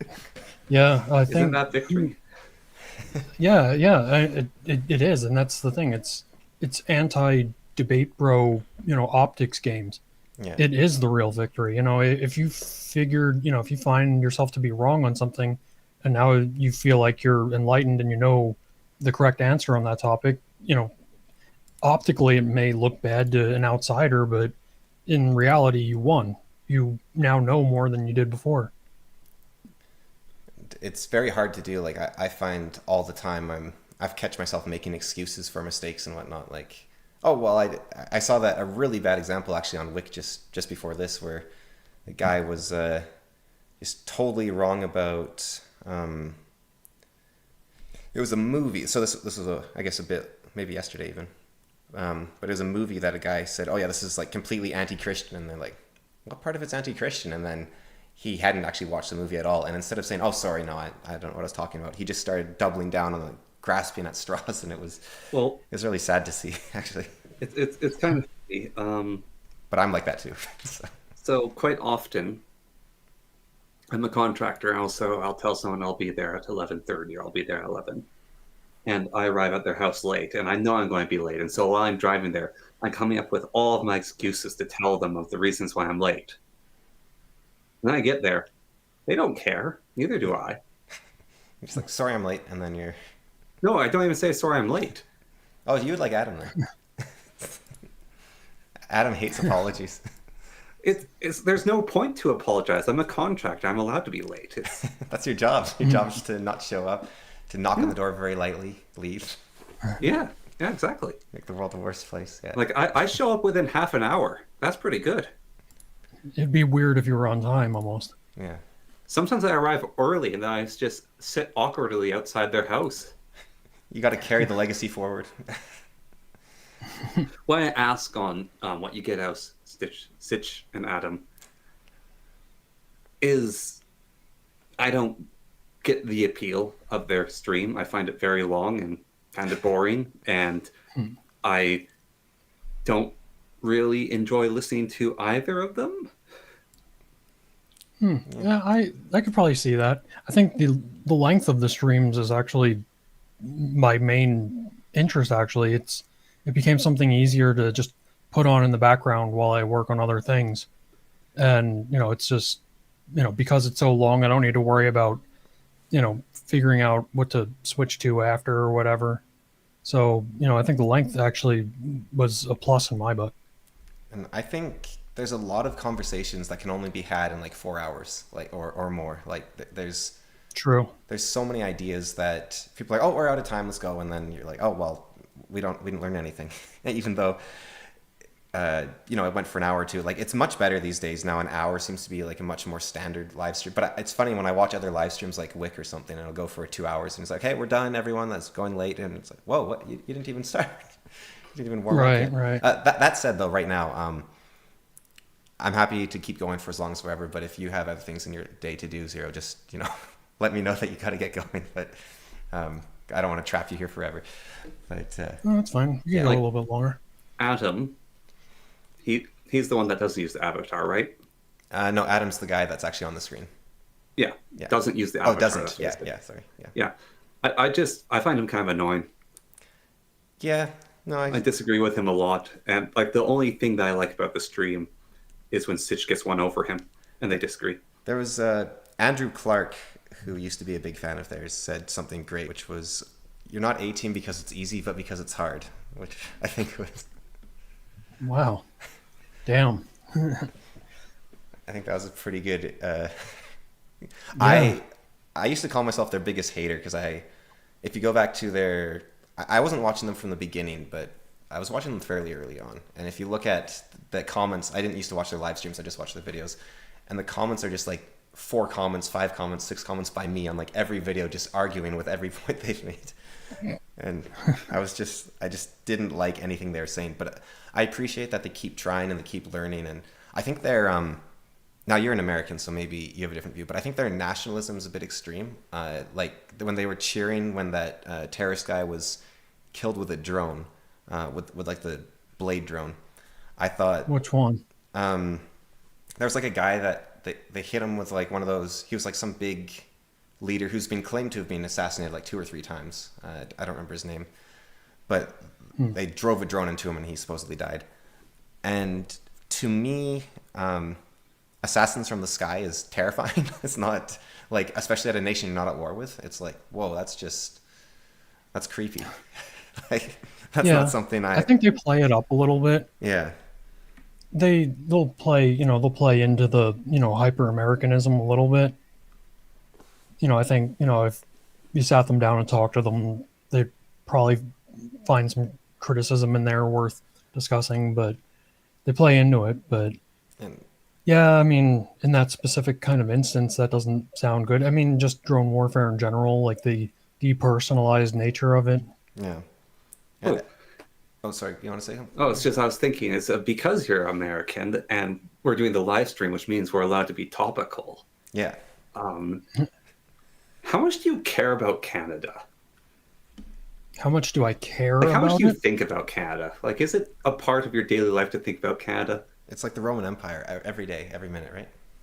I don't know. I mean, it comes up often enough. I mean, a lot of the people that, like I know online and follow are Canadian, so I guess it comes up probably more often than the average American here. I I just, don't, it's not like a good or a bad kind of thing though, necessarily. I asked because across the board, it's kind of like the M. Bison scene with Chun Li, where Canadians are constantly seething and thinking about America, I'm gonna have to get the and to context. America, it's a Tuesday. Yeah. Yeah. Do you know the Yeah, context for that, or do yeah. you want me to read that quote? Because that's Go ahead and read it. yeah. So Chun Li says, "My father saved his village at the cost of his own life. You had him shot as you ran away, a hero at 1,000 paces." And M. Bison says, "I'm sorry, I don't remember any of it." And Chun Li says, "You don't remember?" And Bison says, "For you, the day Bison graced your village was the most important day of your life. But for me, it was a Tuesday." So that's just the Right. like he regularly slaughters people. He doesn't even think about it, right? But in the case of America, Yeah. it'd be more like America sneezes, Canada gets a massive cold, and America's like, I just sneezed. I don't know what's going on, right? That's the sort of Right. Yeah, I mean, wasn't there something in with I guess the last election there that I heard both things oh, that so annoying. that Trump, just because of what Trump was doing, sort of changed the flow of how things were going to pan out Yeah, in Canada. he probably lost the Conservatives the election, which Yeah, I don't think they because I deserve. heard a Canadian. But Go on. I was just gonna say I don't think the Conservatives deserve it, but it's still like he probably cost them the election. I heard somebody from Canada come on to Rob Noor's show, and she was saying that the reason why was that what's his name, Pierre, Yeah, Pierre how do you Poilievre. pronounce it? Yeah, Polyev, though. Okay. yeah. Yeah, he, I guess, because of his anti-Trump statements or whatever, sort of made some people, shy away from him. She was saying that, like, he wasn't Trump enough to, you know, to make it to the end of the day there. I think that's true, but it's kind of if he had been more like Trump or if he had been more against Trump, I think he would have won. But the problem But he was, played that middle position. yeah, That and so it's just not helpful. Carney basically said, "I'm going to be tough on Trump. Pierre's going to be super soft on him, so vote for me." Pierre won't be able to negotiate with Trump, and so that's where he got a huge amount of the moderates and the liberals, because the liberals were all getting sick of the Liberal Party, so they were all going to vote for the Conservatives or the NDP. Right. But then And, Carney, and to Canadians have some, their irrational hatred of Trump. yeah, but then and I guess also to some degree they just kind of just wanted to be over Trudeau anyway, right? yeah, they're They're just like fine if anyone who's not Trudeau. right. Which is really annoying. Like in the States, that this is one of those things where the States really influences Canada in a way I don't like. Because in the States, that would make total sense, right? Like Biden's out, Kamala's in, you're like, yeah, we got a fresh new face, we're ready to go. In Canada, we don't have we don't elect a president. We have a prime minister who's the head of a group of ministers, and none of the other ministers changed. So it's like, it doesn't matter who you vote in. It's like, you still have everyone that caused the problems. It's just the person in charge of the group of people causing the problems is a different person. But Right. and but yeah, so Carney was like the anti-Trump vote, and so it's like okay, and then Pierre tried to cash in on that by being a little anti-Trump near the end, but by that point, the centrists had mostly made up their mind. The right-wingers thought it looked weak, and yeah, it didn't really work. And I'll grant that Trump didn't make it easy. I mean, if you want to invoke nationalism, dealing with somebody in a neighboring country saying, "Oh, you're going to be a part of us," you're not going to be you anymore. You're going to be just another piece of us. Like that, it's like a curveball that's difficult to deal with. And I didn't take it seriously, but I think a lot of Canadians actually did. And Right. I didn't take it that seriously either. yeah, But, it only takes, a certain portion of people to take it seriously to change things. But I think a lot of, especially like the boomers and Gen X, like if you look at, there's a lot of interesting breakdowns about the election, and basically millennials and younger, I'd say, yeah, even the older millennials, I think it was, but millennials and younger were like, I want to be able to afford a place, I want to be able to afford food. Because it's like, I was talking to someone today, other day, but I make well above minimum wage, and I'm breaking even on food and rent right now. Like that's kind of our pricing right now. And I don't know how anyone else is doing it. I'm like, geez, that's got to be rough if you're making like at minimum wage or something.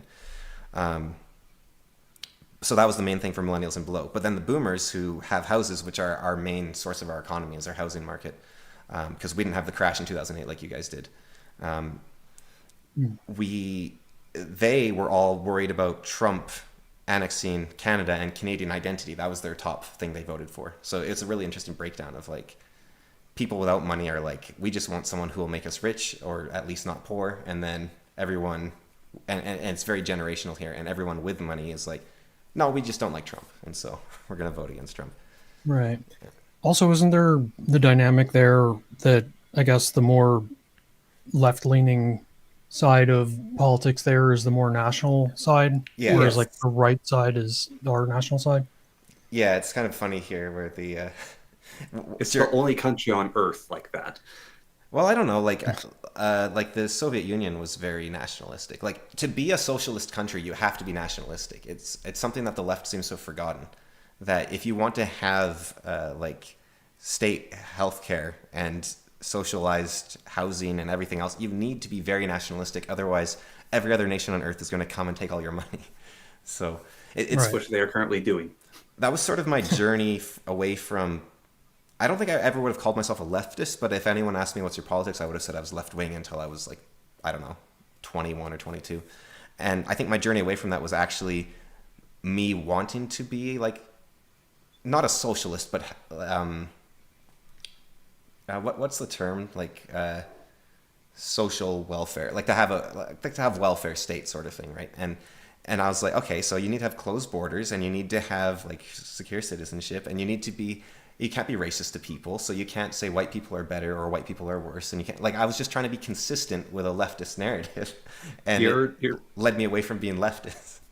your journey is a lot better than mine. Yeah, what was yours? Someone called a sexy character in a video game I was playing sexist. And so And you that joined drove the me party down a of, rabbit hole of to Satan. finding that drove me down a rabbit hole of finding Thunderfoot and Sarkon of Akkad. Yeah. Well, no, I showed you Thunderfoot originally. That was because John Oliver got the lowest rating he had ever had, and you were like, "What's going on here? Why is that?" And because Yeah. he had been bigging up Anita Sarkeesian, and I said, "Okay, well, here's a Thunderfoot video. Just watch the one. Don't take it too seriously. Don't go." And then, Yeah, well, so you My showed that to warnings me, didn't but go then I well. went down the rabbit hole when someone I commented specifically that- told you not to go down the rabbit hole. Yeah, well, I did. Can't trust people with anything. Thunderfoot sort of, I don't know. It seems like he kind of went off the rails a bit around Trump too. Oh, it actually goes back to Brexit broke him. Yeah, Brexit was the big yeah. one, I think. That really, Yeah. I don't know how long you've been following this. I don't know what to call it, even culture war, I guess. But it's, I started in like 2015, I guess, and it was. Yeah, probably a little around that time. I mean, I said before that, I'm not much into the religious arguments, but I mean, when it was like the atheism type community, like I followed around that era, Yeah, and even it sort a of bit before. morphed into what's that? That was even a bit before the whole like Gamergate and everything. It was- Yeah, because I remember, following Amazing Atheist before he was, before he turned into who he is today. yeah, But Same. yeah, I mean, and everybody that sort of interacted with him and spurred off from, I guess, his community, if you want to call it that. I don't know, just the tangential people in that orbit. I followed them and I saw the split that they talk about, where some sort of were pro Trump and others were against it. Yeah, no, Trump definitely broke a lot of people's brains, including like 50% of Canada. I think more than that. Like I don't know. I get the last election disheartened me a bit, just in terms of the Like, Well, I think it's a better result than the Conservatives winning a minority, but I was yeah. so surprised that people voted for the Liberals again. I was like, The latest bizarre thing that's happened between Canada and the United States, again, I'm reveling in being allowed to be topical, is the what are they called? The um, premier, that's the guy in charge of one of our provinces. So it's what that be equivalent to, like a a governor. senator? A A governor. governor. Yeah. Yeah. So basically, the governor of our biggest province spent 63 million US dollars Oh, on that on ad. on an ad that led to America and Canada no longer having trade negotiations. Hmm. Yeah, it was like some Yeah. It's, anti-Trump ad during a big. It was in America, wasn't it? He bought the ad in the States. Yeah, that's why it's so expensive. Is he was airing it in America, this ad, which was actually a legal ad because they used someone's voice without permission. But oh wow. but it They used Ronald Reagan's. They misquoted Ronald Reagan's speech and played it with a different message than originally intended. but then Trump shut down the trade negotiations Yeah, because it was which must be so annoying if you're Carney. Like, come on, Ford, what are you doing? I was trying to talk to that Must have guy. happened on a Tuesday because I didn't notice that. but it Yeah, happened last night. Oh, what, really? it was Yeah. one of those sports things you guys do, football or something, Baseball. baseball. Yes, there's a big baseball tournament Okay. going on. That Well, there's the only two Canadians are countries on involved Earth that like baseball. That's Japan and the States. So you know, in. Yeah, but the Blue Jays are playing right now, so Canada likes baseball. you know what the Blue Jays and the Maple Leafs have in common? Neither know how How to many play Canadian baseball. players they have? No, neither know how to play baseball. Nah. Actually, no, the Blue Jays have been doing really good recently, apparently, Yeah. which is surprising. But yeah, Yeah, and they have 3 Canadian players. I know so little about sports, though. Zero, did you have anything you wanted to rant about, get off your chest, or talk about in general? Um, Give you the chance I to. don't know. I don't know. I think I said my piece as far as the topics that we discussed. Yeah, if you want to introduce a different thing, or just like the. I don't know. I guess I already sort of talked about the legal moral distinction as far as freedom of speech goes. I mean, do you see maybe any pathway through that discussion? Any kind of what do you think about, like, I guess the cancel culture type situation? Following Charlie Kirk and stuff. Like, what how far is society, I guess, morally allowed to go as far as what may be perceived as cancellation? Because it's in normal cases where, the law shouldn't, like the FCC thing, where they're, trying to get Kimmel off the air or whatever. If that actually was the FCC that initiated it, it's kind of debatable. But if it was really the FCC that initiated that, I'm against it. I don't Yeah, want that's way too far. the government to do that. But it's one of those things where, where the government shouldn't step in. Cancel culture is society's way of stepping in. Do you Well, think any of the cancellations with the Kirk situation are valid? should Hassan Piker be allowed to constantly call for the killings of people and the rabid rhetoric of these people are evil? I'm. It's easy to say, right? But I think yes. Like I think Hassan should be able to keep doing that. I think it's much because I think we've talked about this before. There's an idea in China like don't fight until you can win, and how that works in China is that the government never hears about a revolution until they're getting executed on the chopping block because all the citizens were secretly brewing and brewing and brewing, and it's like Chinese history forever. They've been doing this, and it's probably happening right now as well. And I think the I guess you'd call it maybe the British tradition of having everything out in the open to a degree. Maybe it's even more American than British, possibly, because Britain's had its share of messy civil wars and stuff. But I think that it's good to know what the people are saying and what they're thinking, and I'm not really one that believes that culture informs morality. So I don't think that if you have a bunch of movies that say, um, uh, I don't know, like men deserve everything and women are weak and stupid, or you don't see any women heroes on TV, I don't believe that'll make people think that. I think that the movies are based on what people see in reality. So if, for example, you see a bunch of movies in the Weimar Republic about how evil Jews are, I think that doesn't mean that people are going to start thinking Jews are evil because of the movies. I think they are thinking that because I think the movies are getting made because people think Jews are evil. So I think you can use Hassan as more of a gauge of his popularity as a gauge of what terrorist element there is in the states, or maybe extremist. Terrorist is a bit too harsh. So media is downstream from culture. Yeah, It's a gauge of the culture. yeah, rather than the media informing the culture. That Right. So the And yeah, I would as accept a probably some feedback loop mechanism. Even the politics is downstream from culture. I accept that there's, probably some feedback Yeah, loop there's probably a little involved bit, there. but I really don't think like Trump or Obama or Biden or any of those people have much power in what people believe. Like I think that people might defend them for what they're saying, but I don't think they're actually influencing. And I could be wrong here, but I don't think that they're actually influencing the majority of people. 'cause there's a claim of stochastic terrorism. Yeah, you've got dyslexia. It's fine. Um, I have a lisp actually. Yeah. Well, I think that's related to dyslexia, though, isn't it? It is, yes. The word Yeah. Yeah.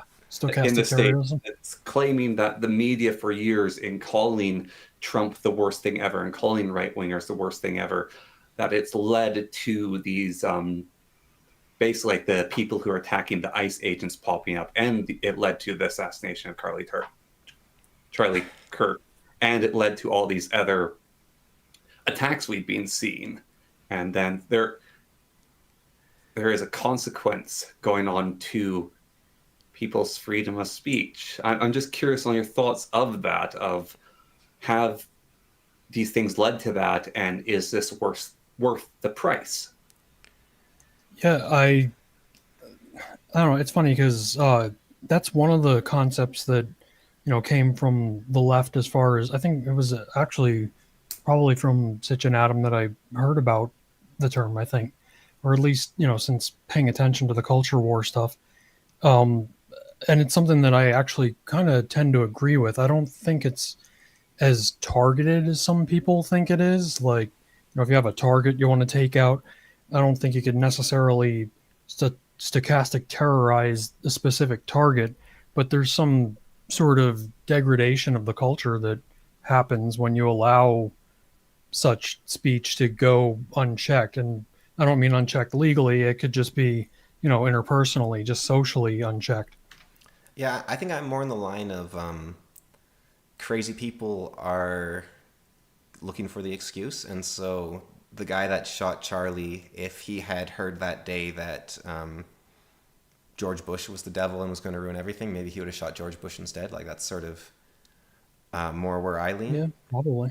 But at the same time, there does seem to be an aspect that people do work themselves into a frenzy. And I don't know if that would, like with assassinations, if that would be the case, but at the very least with mobs, like with the whole George Floyd protest, I think there might have been some aspect of actually the media influencing culture at that point.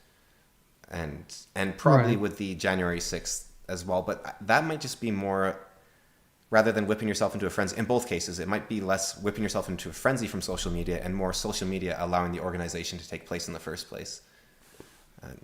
Well, to that extent, yeah, I agree that the media is, playing a huge hand. I mean, I am more bold about saying it now, but I completely agree with Trump in that it's the enemy of the people.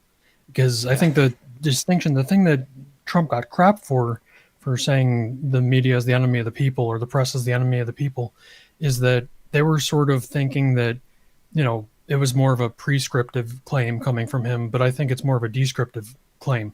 He's not saying that you know, because he should revoke their First Amendment rights. He's saying that because the media is already handling things poorly. And, if you go into some of like the Project Veritas leaks back in the day, some of the behind the scenes people like at CNN or whatever were saying, they'd have like these morning calls where it like whoever it was in charge at the time, Jeff Zucker or whatever, was like, well, how are we going to get him today? Basically, it's just, what are we going to do to torment Trump today? And, when you just get inundated, it's like the whole this is water kind of thing. Yeah. It's just, when you hear every day that, he's heinous, evil Hitler, then, it just becomes, a part of the noise. And, Yeah. people can't distinguish. So You might be right there actually, because like our stepdad, I'm just thinking for quite a while he was very like white privilege and like Trump's evil and whatnot. And I just started handing him like papers and studies and whatnot, and he was looking at them and just looking like he didn't read them all, but I was just reading them out to him, and he trusted me enough to be like, "Whoa!" So I think when you don't have an opinion, you just kind of take the lowest common denominator, and then like he's a person that I think he's a fairly open-minded guy, so you give him some actual facts, and then he can make his decision from there. But you don't even, like you said, it's water. You don't even think about your choice. You're just like, oh yeah, Trump's Hitler. That's just the baseline. I Right. think that under this overlying concept of freedom of speech doesn't mean freedom of consequence. And you drew up your whole quote thing there. There is a freedom of speech, but I cannot guarantee freedom after speech. I think the problem is that the consequence should be that people see you're a lunatic. Yeah. I think that's when the speech works. When the statement works is the freedom of speech doesn't mean freedom of consequence. The consequence is you're a lunatic. And I think that's why I actually kind of like. There was a debate on the Thinkers recently of Trump doing the image of him flying the jet over and dropping poop on a bunch of people, because what he's saying in a way is actually, look, shame anyone that goes to this protest. This is stupid and disagree with it, rather than sending in the cavalry to actually crack down on protesters and break heads and whatnot, right? So I think calling for social reform rather than for legal reform is what I would much rather see the government do if they are going to do anything at all. And when it comes to make this person famous, this person had this opinion, make them famous, make them lose their job, make it so they can never work again, unperson them. That's a difficult one, because again, it does come back to what position do they hold? Are they someone with a position of power? Are they someone with a position of influence? I think the most important thing is, are they a person with a position of responsibility? Right. Because if you, I don't like as that. we talked about with the video game thing, is, you find out that your programmer is a lunatic. Yeah. But he hasn't been programming swastikas into your game, so it's fine. There's no hidden code in there. Yeah. But you find out that the person who's teaching preschoolers is a lunatic. Yeah. Then do you have a duty to fire them, even if you found out in such ways of this consequence of finding out like that? It's a judgment to judgment thing. But I won't say so far as like, let's say we have this preschool teacher who cheered for the death of Charlie Kirk. Maybe they shouldn't be a preschool teacher, but I don't think they should be exempt from having a personhood and being allowed to live. Right. But what does that mean though? Like, they went to school for 4 to 6 years to become a preschool teacher, and now they're not a preschool teacher. What's their right to live at that point? Like, it's easy to say, oh yeah, well, they can't be a teacher, but it's like, that's their life. Yeah. See, that's the annoying thing he does. You see that? No, but here's the difference with that, is you can say that's their life, but a teacher isn't just their life. It is also the lives of their students. It's when it comes to, we talked about this on the last podcast episode that's going to be coming out in a couple of months, of the layers of morality. It's not so simple of yes and no. Yeah, There is that and but. there's And the always and another but, extra to the fractal. yeah. Yeah. And the and but here is being a teacher isn't just your life. Like, think about the teachers. I don't know about zero, but think about the teachers you've had over your life and what influence they had on it and how they shaped you as a person. I can think of a few. Yeah, yeah, So it's when it comes to someone like a teacher or maybe a doctor or certain positions, it's not just their life. But that would, you would hope they would also then get corresponding, like judges, for instance, are paid quite highly. But they're one of the only careers I know of, maybe the only, where maybe police officer as well, where they have to stop having friends essentially. I know a judge that was a friend of the family, and she just stopped being able to, because you can't talk to people about things anymore. And when you can't talk about anything with someone, like, you can still talk about trivialities, but you're not a friend at that point, right? Like, you're not allowed to have opinions anymore. You're not allowed to go out there. This is Canadian. I don't know if the States is different, but you know what you're going into, because it's very much like this is what a judge has to do. But if you're being a teacher or a coach or whatever, it's like they're not they're not paying you for that, for one thing. I mean, we do pay our teachers and coaches quite well in Canada, but I know in the States they don't. yeah, And Yeah, so well, that layer of morality does not mean the other layer of morality is wrong. yeah, but there's definitely as a quick summary, And maybe the consequence, like it's hard because there's limited options, but maybe the consequence, instead of firing that teacher, is the parents are allowed to know that that is what that teacher does, and then they're allowed to take their kids into homeschool, or they're allowed to put them in a different school. Yeah. Thus, that teacher doesn't get those students from the parents. I think that would be right. better. Yeah, we had kind of a landmark. I remember when I was growing up. I might have been 12 or so. There was a bit of a landmark situation in Canada where a history teacher at a high school was a Holocaust denier, and he was fired. And there was like kids around the school, like around the country, were asked like, was it okay to fire? It was mostly like, why should we have fired him? It wasn't like, should we have or should we not? It was more like, what made this right? But because I really like your solution, Connor, but the one issue I have with it is like, oh, well, I'm going to send my kid to the Holocaust denier school instead of the flat Earth school, or like what's it starts getting kind of Well, crazy. you say that, however, historically, this is an interesting bit of American history I know about. Is when America was founded, there wasn't public school, right? It wasn't like And a Department of Education or anything no, either. that didn't exist. And instead, what happened is there was Protestant schools and Catholic schools that got set up. And basically, you had to be Protestant to go to a Protestant school, and you had to be Catholic to go to a Catholic school. And then at a certain point in time, one group basically lobbied to have public school created. And I can't remember which one it was, if it was the Catholic school or the Protestant school became the public school. And then they said, and all the students should have to go to public school. And they basically destroyed the other schools you could go to by enforcing that. So originally, its onset, it was, we choose what school our kid goes to, and that will decide how they become people by going to the school. And choice was actually removed in America. Yeah, And so maybe it does. I mean, it's difficult because there's so many kids and so many people, and public and private schools are difficult, and there's different amounts of money and cost to it. But maybe there should be a certain level of, I get to choose what kind of school my kid goes to, and you should be allowed to know.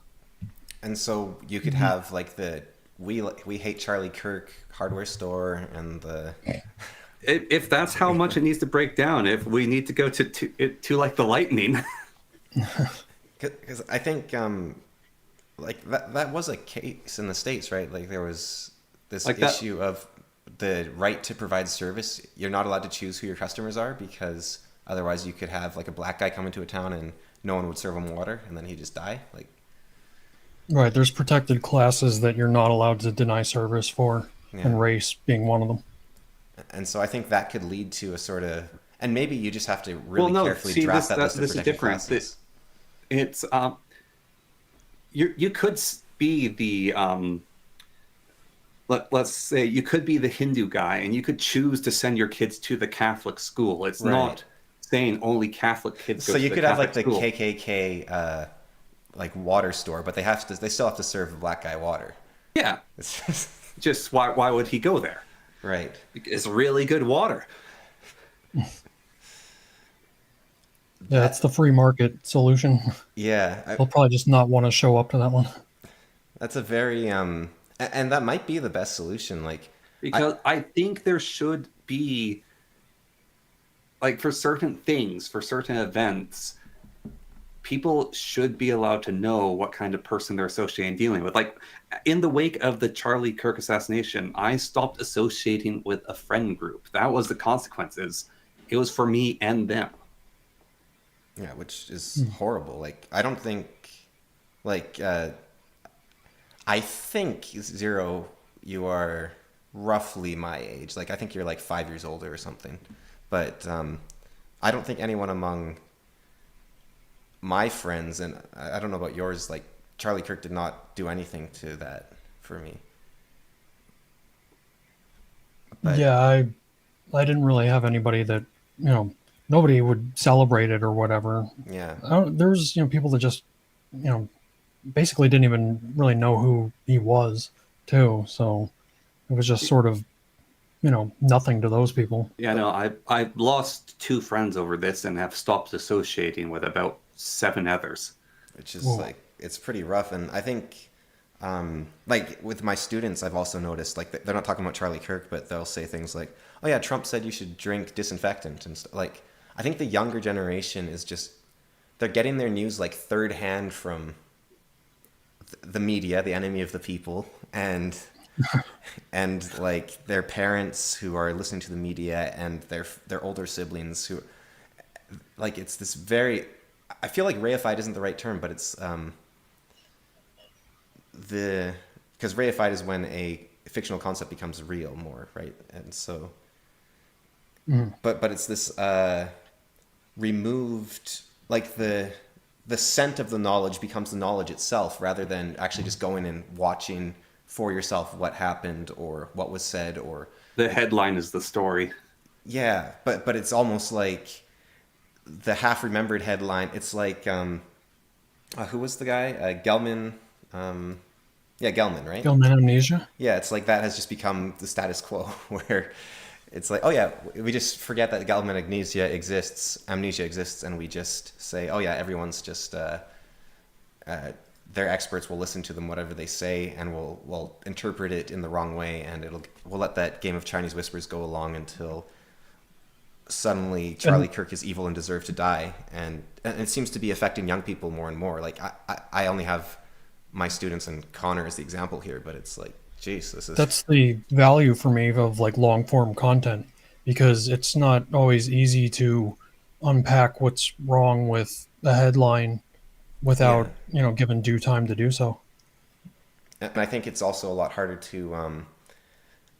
I hate it during debates where people will cut off like halfway through a point, even if their point is this long rambling thing. Even Sitch and Adam do this, where they'll cut off a guest that's taking forever to get to a point. Like I'm a bit more indirect than I should be, but when I talk about like, okay, if I want to tell you about my opinion on this flavor of popsicle, first I'm going to have to talk about World War II. Like Man, I tend to draw in a lot to get to my point. doing the podcast with Cameron is like a memory exercise for me because I have to remind him where his tangents came from. But it allows you to actually not have the misunderstandings. Like I think Jordan Peterson, for instance, he has a very complex idea. Maps of Meaning is a very complex book, and to take that and put it like when he was on that Surrounded show, like he has a minute to get across his worldview to people that both him and they have been told the wrong thing about what each other's worldview is in the first place, which is horrible. But you're not going to learn anything from that. And I think the Surrounded format in general, you're not going to learn anything at all. And See, that I isn't think too. that show could have been really good if both sides knew what they were getting into. I don't think so. I think that Peterson, even though maybe it wasn't his fault for not knowing it, he should feel ashamed for agreeing to go on that show in the first place. And I think he performed terribly on it. That's Yeah, he kind of got ambushed, but I agree with your point too that it's just again, it's like, intellectual junk food. It's not, yeah. you're not going to get anywhere What'd you call it deep or earlier? you're not going to move anybody. Potemkin intellectualism or something. Potemkin intellectualism, like, Potemkin, like the guy, the a idea general of that, Potemkin villages. yeah, like he was a general, right, or something that would build fake cities. Uh, yeah, I think didn't the concept pre-exist him even? I don't know. It's yeah. There's these fake Oh no, cities to so that impress the empress. Okay, yeah, and I guess like even to this day in like North Korea, they still do that kind of thing. Whenever there's an outsider, or given a Ah, tour of North Korea, whenever they bring what's his name, the basketball player, Dennis Rodman there or whatever, they'll show like shops or whatever that are like fully stocked or whatever. right. so Meanwhile, there's the reality of the situation is people are eating each other and stuff basically because every it's Chinese terrible. tech demo. Yeah, yeah, yeah. It's like in all these LEDs in a PC or whatever, but you find out that they're not really robots they have. It's people in costumes and stuff. Wow. It's just whenever I hear that, oh, China has come far with this technology, or China's the world lead in this technology, it's like, really? Really? Yeah. Yeah, DeepSeek And kind of came out of left field for me because I tried it and I was like, oh wow, this is actually good. Like I was very much surprised and by then it. you figure out how DeepSeek was made, and you're like, oh yeah, this has a reason to be good.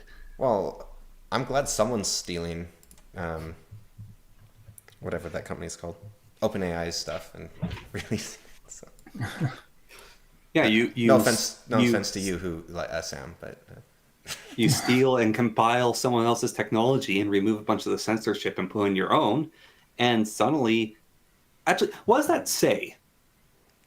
This but this is um so AI yeah, are like example of humans' wisdom, right? yeah, And the stupidity in AI, I think largely one of the limiting factors of AI is how censored they are.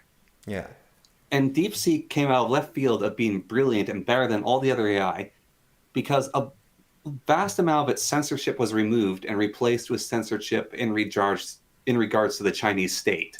right. And that made DeepSeek smart. So when you censor people, yeah, and I think that is true. Like going back to what do you do? Like Zero Fox asking about what do you do about Hassan and stochastic characterism and all that sort of thing. When you censor the people, you need to still have that humility to say we're also dumbing the people down when we do this, and we might need those ideas. Like we might need to be able to say, like there's some leaders that you do need to be able to execute, and there's now I don't think that it should ever be assassinated. I always think that should be, at least a Nuremberg trial, like kangaroo court, but hopefully a proper system, right? And so, Sorry, you just called the Nuremberg trials a kangaroo court. You're not helping whatever reputation we have. it's okay. I got a J pass, right? Or is that revoked now? No, yeah, use it. Okay. It's like a 1%. How many people were let's see, Nuremberg trials? How many innocent? I bet it was like 0. Let's see. How many people? 3. Okay, 3 people were considered innocent out of 19. So that's actually not that bad, really. And then later 25. Wait, where are these statistics? These are okay. Okay. Don't read the AI summary. It's useless. No, Why is it even there? Okay. to deceive you. Ask DeepSeek. Yeah. They never have. How many people survived Tiananmen Square? But a lot Well, of you just lost all of our social credits to our Cameron. like a lot of even not just the Nuremberg trials, but afterwards, like the Nazi hunters, like Christopher Lee. Everyone they captured, they like basically shanghaied over to Israel, and then they were just executed. Like there wasn't much of a trial going on. It was now these were high up Nazi officials, but still they're. So when I say a kangaroo court, I mean they're not doing it properly, but at least they are having the pretense of looking at the evidence before they execute these horrible people, right? So it's like at the very least they're doing that. I don't want an assassination where even that doesn't happen. Right. And so It's a state-sponsored form of Yeah. enacting. Because at least if you have the will of the people, you have that humility of, okay, do I have 10,000 people with me? Okay, maybe I have a point. If 10,000 people don't agree with me, maybe I don't have a point. Right. It's a rough way to check the temperature of society to see if Yeah. they're down with it. Or even then, if even if you're correct and everyone else is against you, it's like, okay, well, maybe that's just me then. Like, I think the world would be way better without social media, but maybe everyone else would have a worse time. So maybe I shouldn't be in charge. On the other hand, okay, this is bad, but Hitler's argument that And there Parliament goes that reputation yet further. that parliaments are a bad idea because if you have an extraordinary problem, you need someone with a solution that nobody else agrees with because otherwise they would have already come up with it. I do think that is a really good point. That you do need a singular individual to do something, but genius does not work with democracy because the genius is different. Yeah, I think that's sort of, we briefly talked about like monarchy or whatever before. I think there's pros and cons. I think to something like monarchy, you have this thing that could be simultaneously a pro and a con. If you have like a monarch that is good and wise, the ability to make decisions quickly, unilaterally, could set you way ahead of anybody that needs to go through some stupid process and have people vote and all this stuff. It just slows things down. And if it's something that needs to be responded to quickly, a monarchy could get that done a lot quicker. The downside to that is they could just as quickly screw things up too. So it's like a trade-off. Yeah. Like, And it's more than just quick reactions. It's also like when you have a whole group of like Congress vote, for instance, you've got, is it like 200 people in Congress or something? uh, there's what, 435 or something, I think. Okay, so when you have like 435 people, when they vote on something, you're getting the lowest common denominator. You're not getting like the singular genius, like let's say Trump, that he came up with this great idea, but now it has to run through 400 people, and by the time it gets through that end, it's not going to be the same idea. If you Right. assume Trump has the right ideas, obviously. Right. But And I mean, it could also help too because it's basically like in the American form, or I guess any kind of splitting of power like this. You're essentially like relegating yourself to take small steps, no matter what, whether they be in the good direction or the bad direction. yeah, So you could only go so far at any given time, and if you ask somebody like Ryan Mullally, he'll say that that's a part of like the genius of our system. It sort of enforces like some sort of method to ensure some kind of gridlock. When the country isn't in agreement of something, then things don't there change should rapidly. be a gridlock. Yeah, Yeah, the only problem is if you've been slowly sliding into hell, it takes a really long time to crawl out again. exactly. But it also means you can see it. Well, hopefully you can see it coming a long ways away. Maybe it's like the frog boiling, but Yeah, It it's is the kind of a frog frog boiling. situation. Yeah, 'Cause you if did- we slowly walk into it,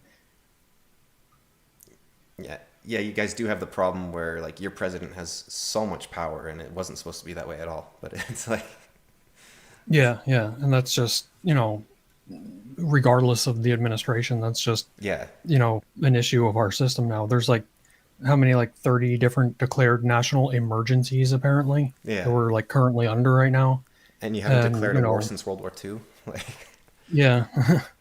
Yeah, we had a national emergency declared in Canada basically twice, and since wars, and it's been really bad both times it's happened.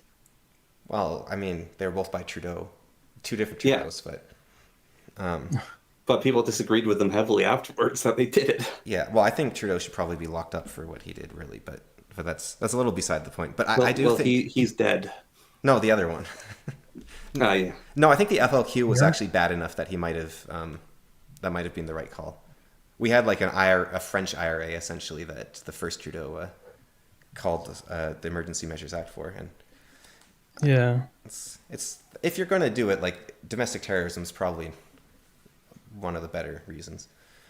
But Yeah. Sort of like our Antifa situation right now in America. well, the FLQ kidnapped and murdered a high-up politician.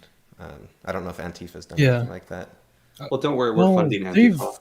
they've killed people. I mean, if they end up making the connection between Kirk's assassin and Yeah, Kirk. They were saying that he was getting into like Antifa groups or at least talking with them. but So would that be Antifa assassinating someone, or would that be a person assassinating someone who joined Antifa? Like they are different ideas, I think. well, well, yeah. I mean, Antifa is just an idea. Like that's the thing. There's no like strong association with it anyway. It's easy for the rest of Antifa to shed him and like say he's not one of us. Yeah, It's easy for them to disassociate with him at any given point. But up until that point, they could freely associate with him. So it's they're very nebulous, and I think purposefully so. It's like right. using the V for Vendetta thing, but for evil. Yeah, Well, basically. I don't know if he was the good guy exactly. I mean, like I'm talking about his I'm an idea. And yeah, ideas are no, it's just bulletproof. like Guy Fawkes. We still celebrate his death, right? Like we don't.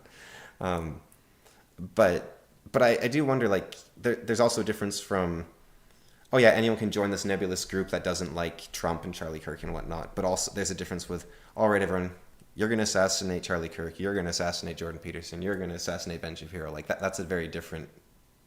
I think those have two different responses from. Well, it's the interesting problem of looking at cults, right? So we have had for a long time this definition of what a cult is, and it's this centralized group with one overbearing, high-powered leader who's in charge of everything, who takes absolute control of everyone. But there are cults which we have troubles adapting to because they are these large groups that are decentralized, that revolve around the idea rather than revolving around a person. They're still cults, but we can't call them a cult because that doesn't fit the definition we use. It's back to the definition thing. Like Jehovah's Witness. Well, Jehovah's Witness, you could put that sort of one thing, but I'm like talking about these consuming ideologies, like Jehovah's Witness. if you look at the transgenderism and Yeah. you look at all the requirements for cults, they're actually basically the same. The only thing that's missing is singular leader. Right. Like that is literally the only thing that is missing from those ideologies. Caitlyn Jenner. And I totally, that's another one of my focuses I try to pay attention to. Centralization versus decentralization, and a lot of like what generally the left is able to sort of get away with is because of their decentral nature like that. It's hard to point out specific people that are calling for a certain thing. It comes almost in a sense from the ground up. It just manifests Yeah, well, it's from a the cultural. devious accidental tactic. Yeah, I think it's almost that way Have you on read purpose. I Saul don't think. Alinsky's Rules for Radicals? No, I know about it. I've Yeah. heard the points from it, but I haven't I'd recommend personally reading. read It's it. not very long, and it definitely, yeah, like that's on purpose. A lot of that stuff too. Even Oh, it is on purpose. like not always, Yeah. of course, but there's a lot of organics. But uh, I can't remember the line exactly, but it was something along the lines of like, it's not important what the fight is. It's just that you keep fighting. Like you just go to the next thing and the next thing. So you're all together. So the Right. solidarity becomes the thing. Explains like the current thing or whatever. Yeah. Like how Greta could just switch from caring about the environment to Palestine. Yeah, because the point is that you're just going to the current thing, and then everyone goes to the current thing. So even if they don't care about it, you still have 100,000 people backing your cause. Right. And in return, you'll back their cause when it's their turn, sort of. Like that's basically one of his ideas in there. That's actually evil. He's brilliant. Like I really recommend the book because he also talks about like for protests, he highly recommends peaceful protests, but he recommends you don't have to do things like go out and be in the street and be annoying. You can do stuff like sit in on toilets in an international airport, and people will really start noticing that fast. So he's It's like the whole you don't have to believe in it, but you go do it so other people will come to yours. That is actually like I don't know what category to put in, but that is a form of evil. well, he was a professional radical. Like he wasn't so much a believer. He was a professional Yeah, revolutionary. that's worshiping chaos. We're quite sleeping literally. change. Yeah. That is like being a worshiper of chaos from 40K, an undivided worshiper. You're a hierophant of progress and change. It could be positive in a way. That was kind of what Jesus was. I mean, he had a goal, but It's like being Abaddon. and we know what Zero Fucks thinks of Jesus. So, Don't bring him up. What? well, you know what the Pharisees did to Jesus, right? Oh yeah, I should have. Well, it's dumb, but What? Zero Fucks is Jewish, so it's just it's not really a relevant. Non-practicing. Yeah, it's not really a relevant thing. That is. And you convinced him to come on to this podcast. I. In my house. It's so funny because I don't know if we've talked about it on the podcast before, but I've got this, like, he does Connor does the thumbnails and everything, so he's got this reputation of me being like this neo-Nazi type person. But then when we're in person and we're just going for a walk or something, he always calls me like the most like left-wing bleeding heart liberal ever. So it's like, and I am not a neo-Nazi at all. Like, well, let's see, I do this a lot. Well, Well, the whole Well, let me draw the thumbnail for this it's just video, and we'll figure that out. I don't know how to say it. Like the blood and soil aspect of Nazism, which is one of their key components, which differentiates them from fascism. Sometimes I do feel like there is a mystic bond to the land. That doesn't mean you should like start executing people and saying that they're not allowed to have that same mystic bond. But I think there is something magical about the land, at least. But I'm not. You can probably feel that even if you move. So I guess I don't agree with that. I'd have to think about it, but that would be my one concession to Nazism. Would be. Well, no, the bond of the land is the whole state of Israel. And now you can take this chance to disavow Zero. I do not disavow.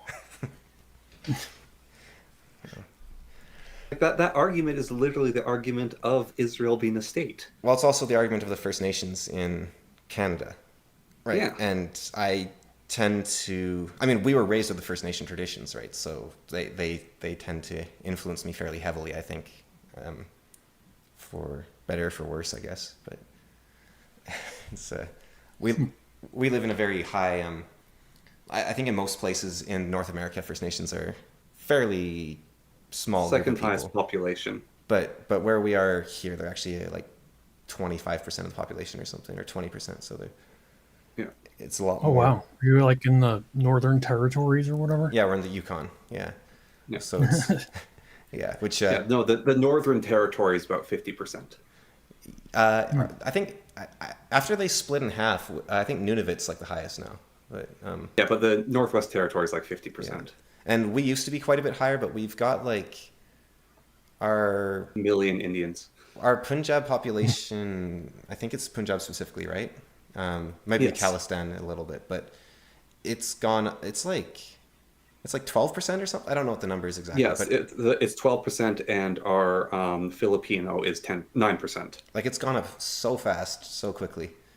It's crazy. And if you go to Wikipedia, this is that one of those changing the definition things. It's really interesting. If you go to Wikipedia for the Yukon, I think, and you look at their demographics, there's a picture from like 1880 something of a bunch of what's that cool religion called? I like, Connor. The guys with the knives and the torques and the Sikhs. Sikhs. Yeah, there's like 5 or 6 Sikhs in this picture from like 1890 in front of a steamship in the Yukon. And it's on Wikipedia, and they don't have like a caption for it really. But I'm pretty sure I know why it's there. And, you know, it's just a sort of like normalizing thing, sort of like the sex work slide, I think. Where you're like, oh yeah, well, it's not unusual. Like, you know, there were Sikhs there in the 1880s. And so, but then if you grow up here and it's like, you used to knew everyone you meet in the street. And Yeah, there, like growing up here, there was one Indian guy, and he was famous here because he would dance and he'd teach people dancing. yeah, and now you go down the street and you see like, and I knew 2 black people, and they were the only black people in the territory, basically.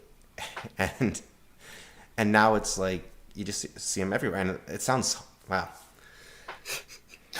That back to back with the Shows how Hitler sheltered thing. we are. I need to, jeez. I shouldn't. I gotta pace these out a little bit. So 1 point Connor, 0 to Cameron. I'm. I think I'm less racist than Zero, so I have that going for. Look, I'm anti-racist. No, you just go against the white people, or I go against other anti-racists. you go against. I actually. There's people that say I'm not racist. I hate everyone equally, and I actually think racism is preferable to misanthropy. oh yes, definitely. Because at least you like someone, right? Like, that's the Well, it's that whole joke of the racist friend group. yeah. Oh, it's just full of Versus- like a huge diversity of people, and yeah. Yeah. But no, I don't. Well, I guess I don't get to be the judge, but I don't consider myself. No, that's what I get to be. Yeah. It reminds me of like the concept of safe edgy. Yeah. Like, how something could be safe edgy. Like, you could have a villain that could say like, I'm going to like destroy like the city. I'm going to kill everybody in the city. But if you have a villain say, I'm going to kill all the Puerto Ricans in a city, Yeah. it's somehow a lot worse, even though it's technically less worse Yeah, it's less because, eh, Well, I don't know if you've ever watched the YouTube channel Solid JJ. no. He does these funny sketch videos, and he did one where Goku from Dragon Ball Z wants to befriend Hitler. And he's like, well, what are you doing? That's crazy. This guy genocided millions of people. And it's like, well, Vegeta genocided like hundreds of millions of people. What's the difference there? Piccolo killed everyone on Earth. But because he blew up like 3 planets, you don't really think about it in the same terms of like a specific targeted, the logistics of the gas chambers and Right. It's like sort of like the drone attack kind of thing. You don't necessarily see all the Saiyans dying when Frieza just points his finger at a planet and just destroys it or whatever. You don't necessarily share in the suffering of all of them, so Yeah. it's easier to look over that way. It's like the greatest political mind ever, Groucho Marx said, if I get a hangnail, it's a tragedy. If a million people die, it's a statistic. That's the. Right, right.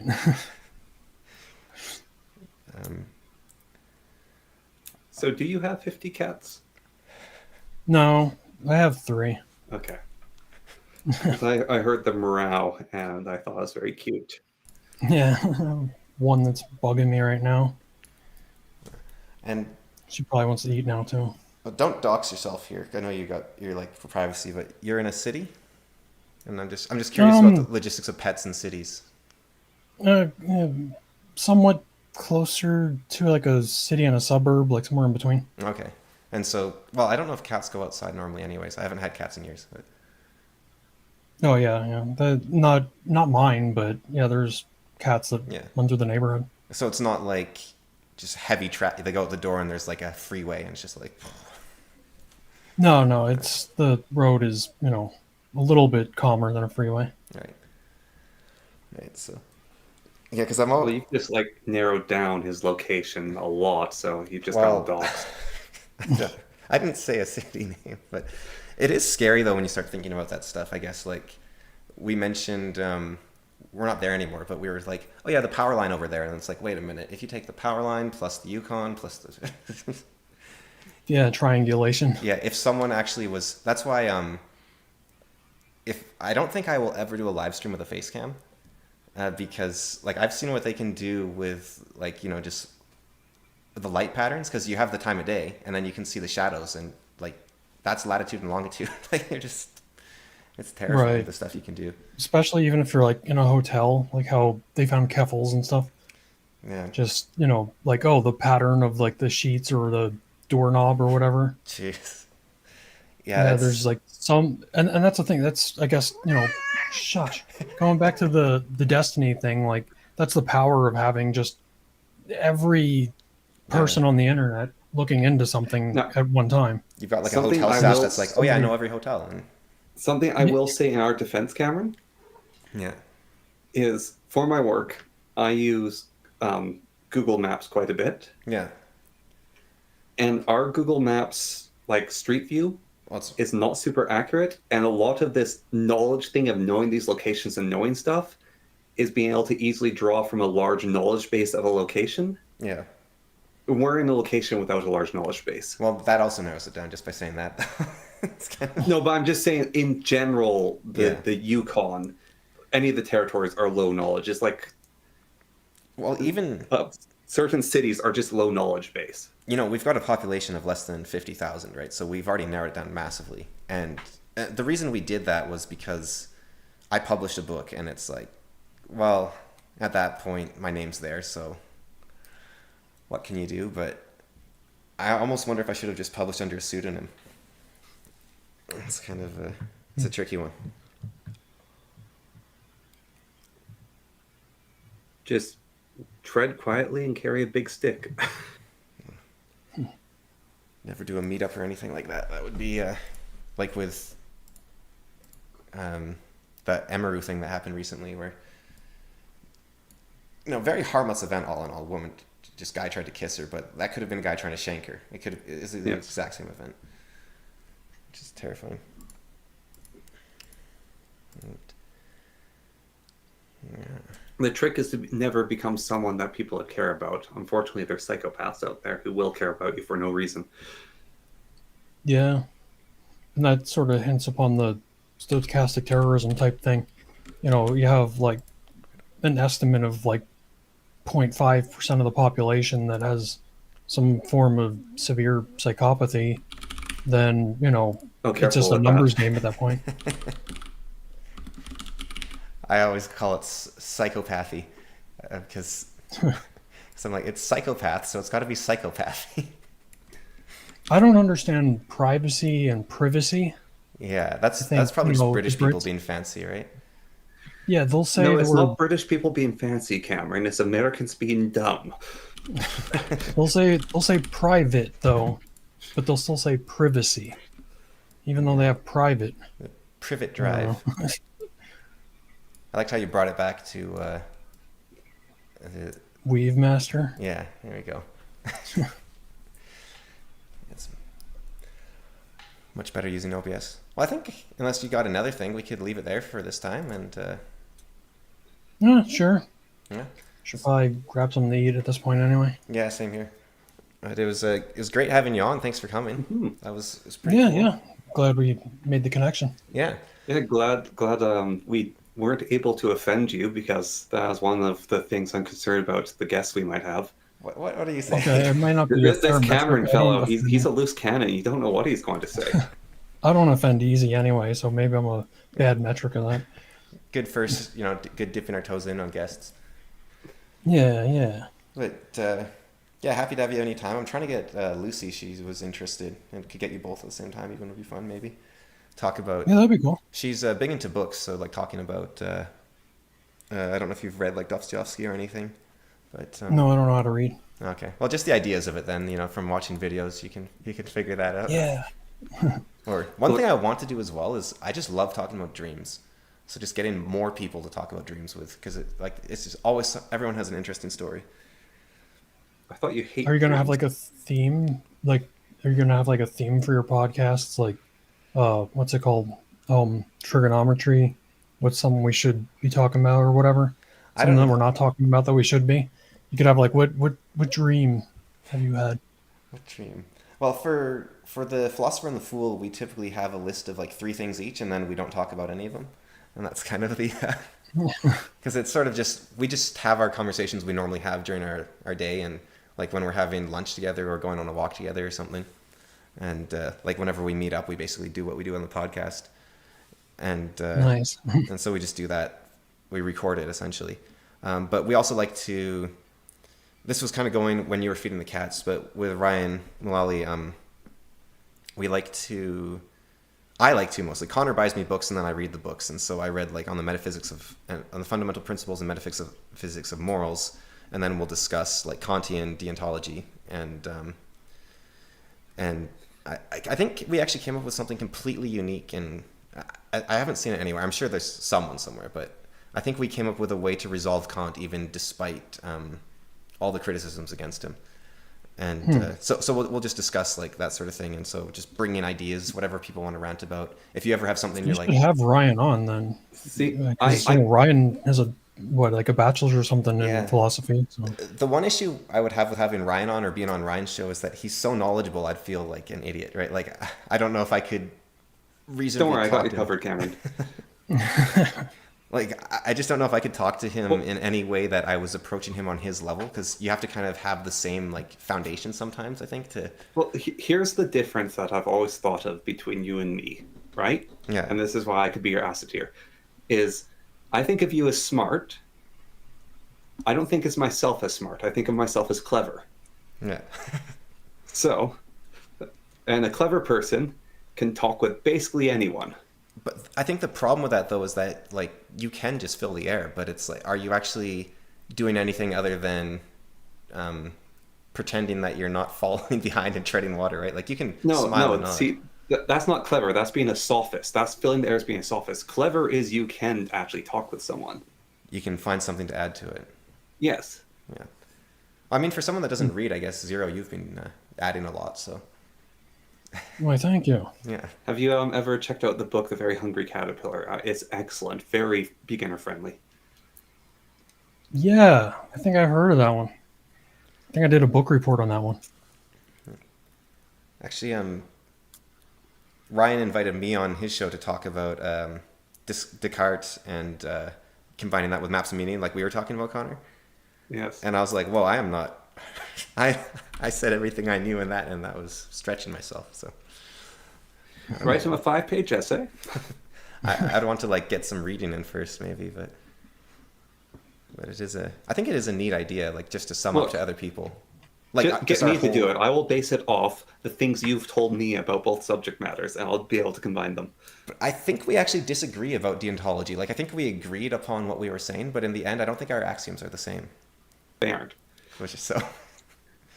But that's what's nice about deontology is they don't have to be the same. Well, I'm not sure that works actually in deontology. It works perfectly.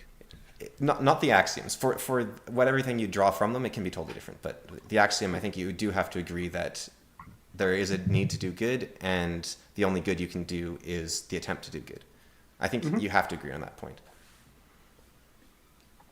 But yeah, sorry, we see. I've been rambling the saying goodbye thing. So I'll I'll shut down the stream, and then we can just say goodbye, and then we'll yeah. All right. Well, thank you for coming again. All right. And You're welcome. happy to have you again sometime, whenever you want, or whenever we want. We'll just ask you again, maybe. But And my No, it's Twitter whenever X we want. is Oh, yeah, we underscore. You want me to plug it now? yeah, go for it. Just at underscore 0FUX underscore. Wait, I can. Yeah, I got an idea. How do I do this? Give it a second. It looks like at underscore 0FUX. Like that, Underscore. right? Oh, One another more underscore? underscore. One more underscore? Okay. On the other side. Okay. Wow, that's cool. Okay, there we go. Pow. There we are. Yeah. Underline. That's the guy. He does. What is your thing? It's mostly like data analysis, I guess. No, I'll do that sometimes. Memes. A lot of times I'll just make memes and, shit posts and stuff like that. Got quite the But, following. if I want to be serious, I'll go into the data. Yeah. We've got and arguing with journalists about their poor misinterpretation of like statistics and stuff, which you did one that I really liked, where you just tore apart like every study they brought to their little paper thing. I can't remember. Oh, yeah. Fighting the enemy of the people. Yeah. So those are Only quite figure out now that this is your specialization. I should have known this from the start. Then I could actually talk to you about things. Well, I think that's just his hobby, right? Like he specializes in. Yeah. His real specialty is like trolling in Cincinnati.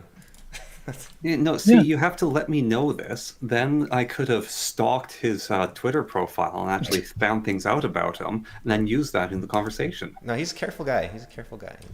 I'm not talking about using them against him. Just look at his posts and then talk about them. Also, That's probably not a bad idea. that elephant clockwise thing, I didn't know what that was, and I looked it up, and I regretted. He's a dangerous person. Okay. The elephant part threw me for a second. Yeah. Yeah. Whoops. Yeah. So he's a dangerous person to follow too. But Yeah. Sometimes it's a troll. that's him. So yeah, and I will just leave it there. So let's see. Where's my? Oh, I didn't actually sign in. Like this would be perfect. His even his little post thing has the lines through people's back showing like how straight up they are. Like I don't get that. That you can just choose a picture and then say, haha, look, this person stands straight. Like now I'm irritated. Well, next time you can. Jimmy Carter leans back Yeah, he's the most evolved president. for sure. Next time you can get him with all that. Okay, how do I do this? I think I press. Is it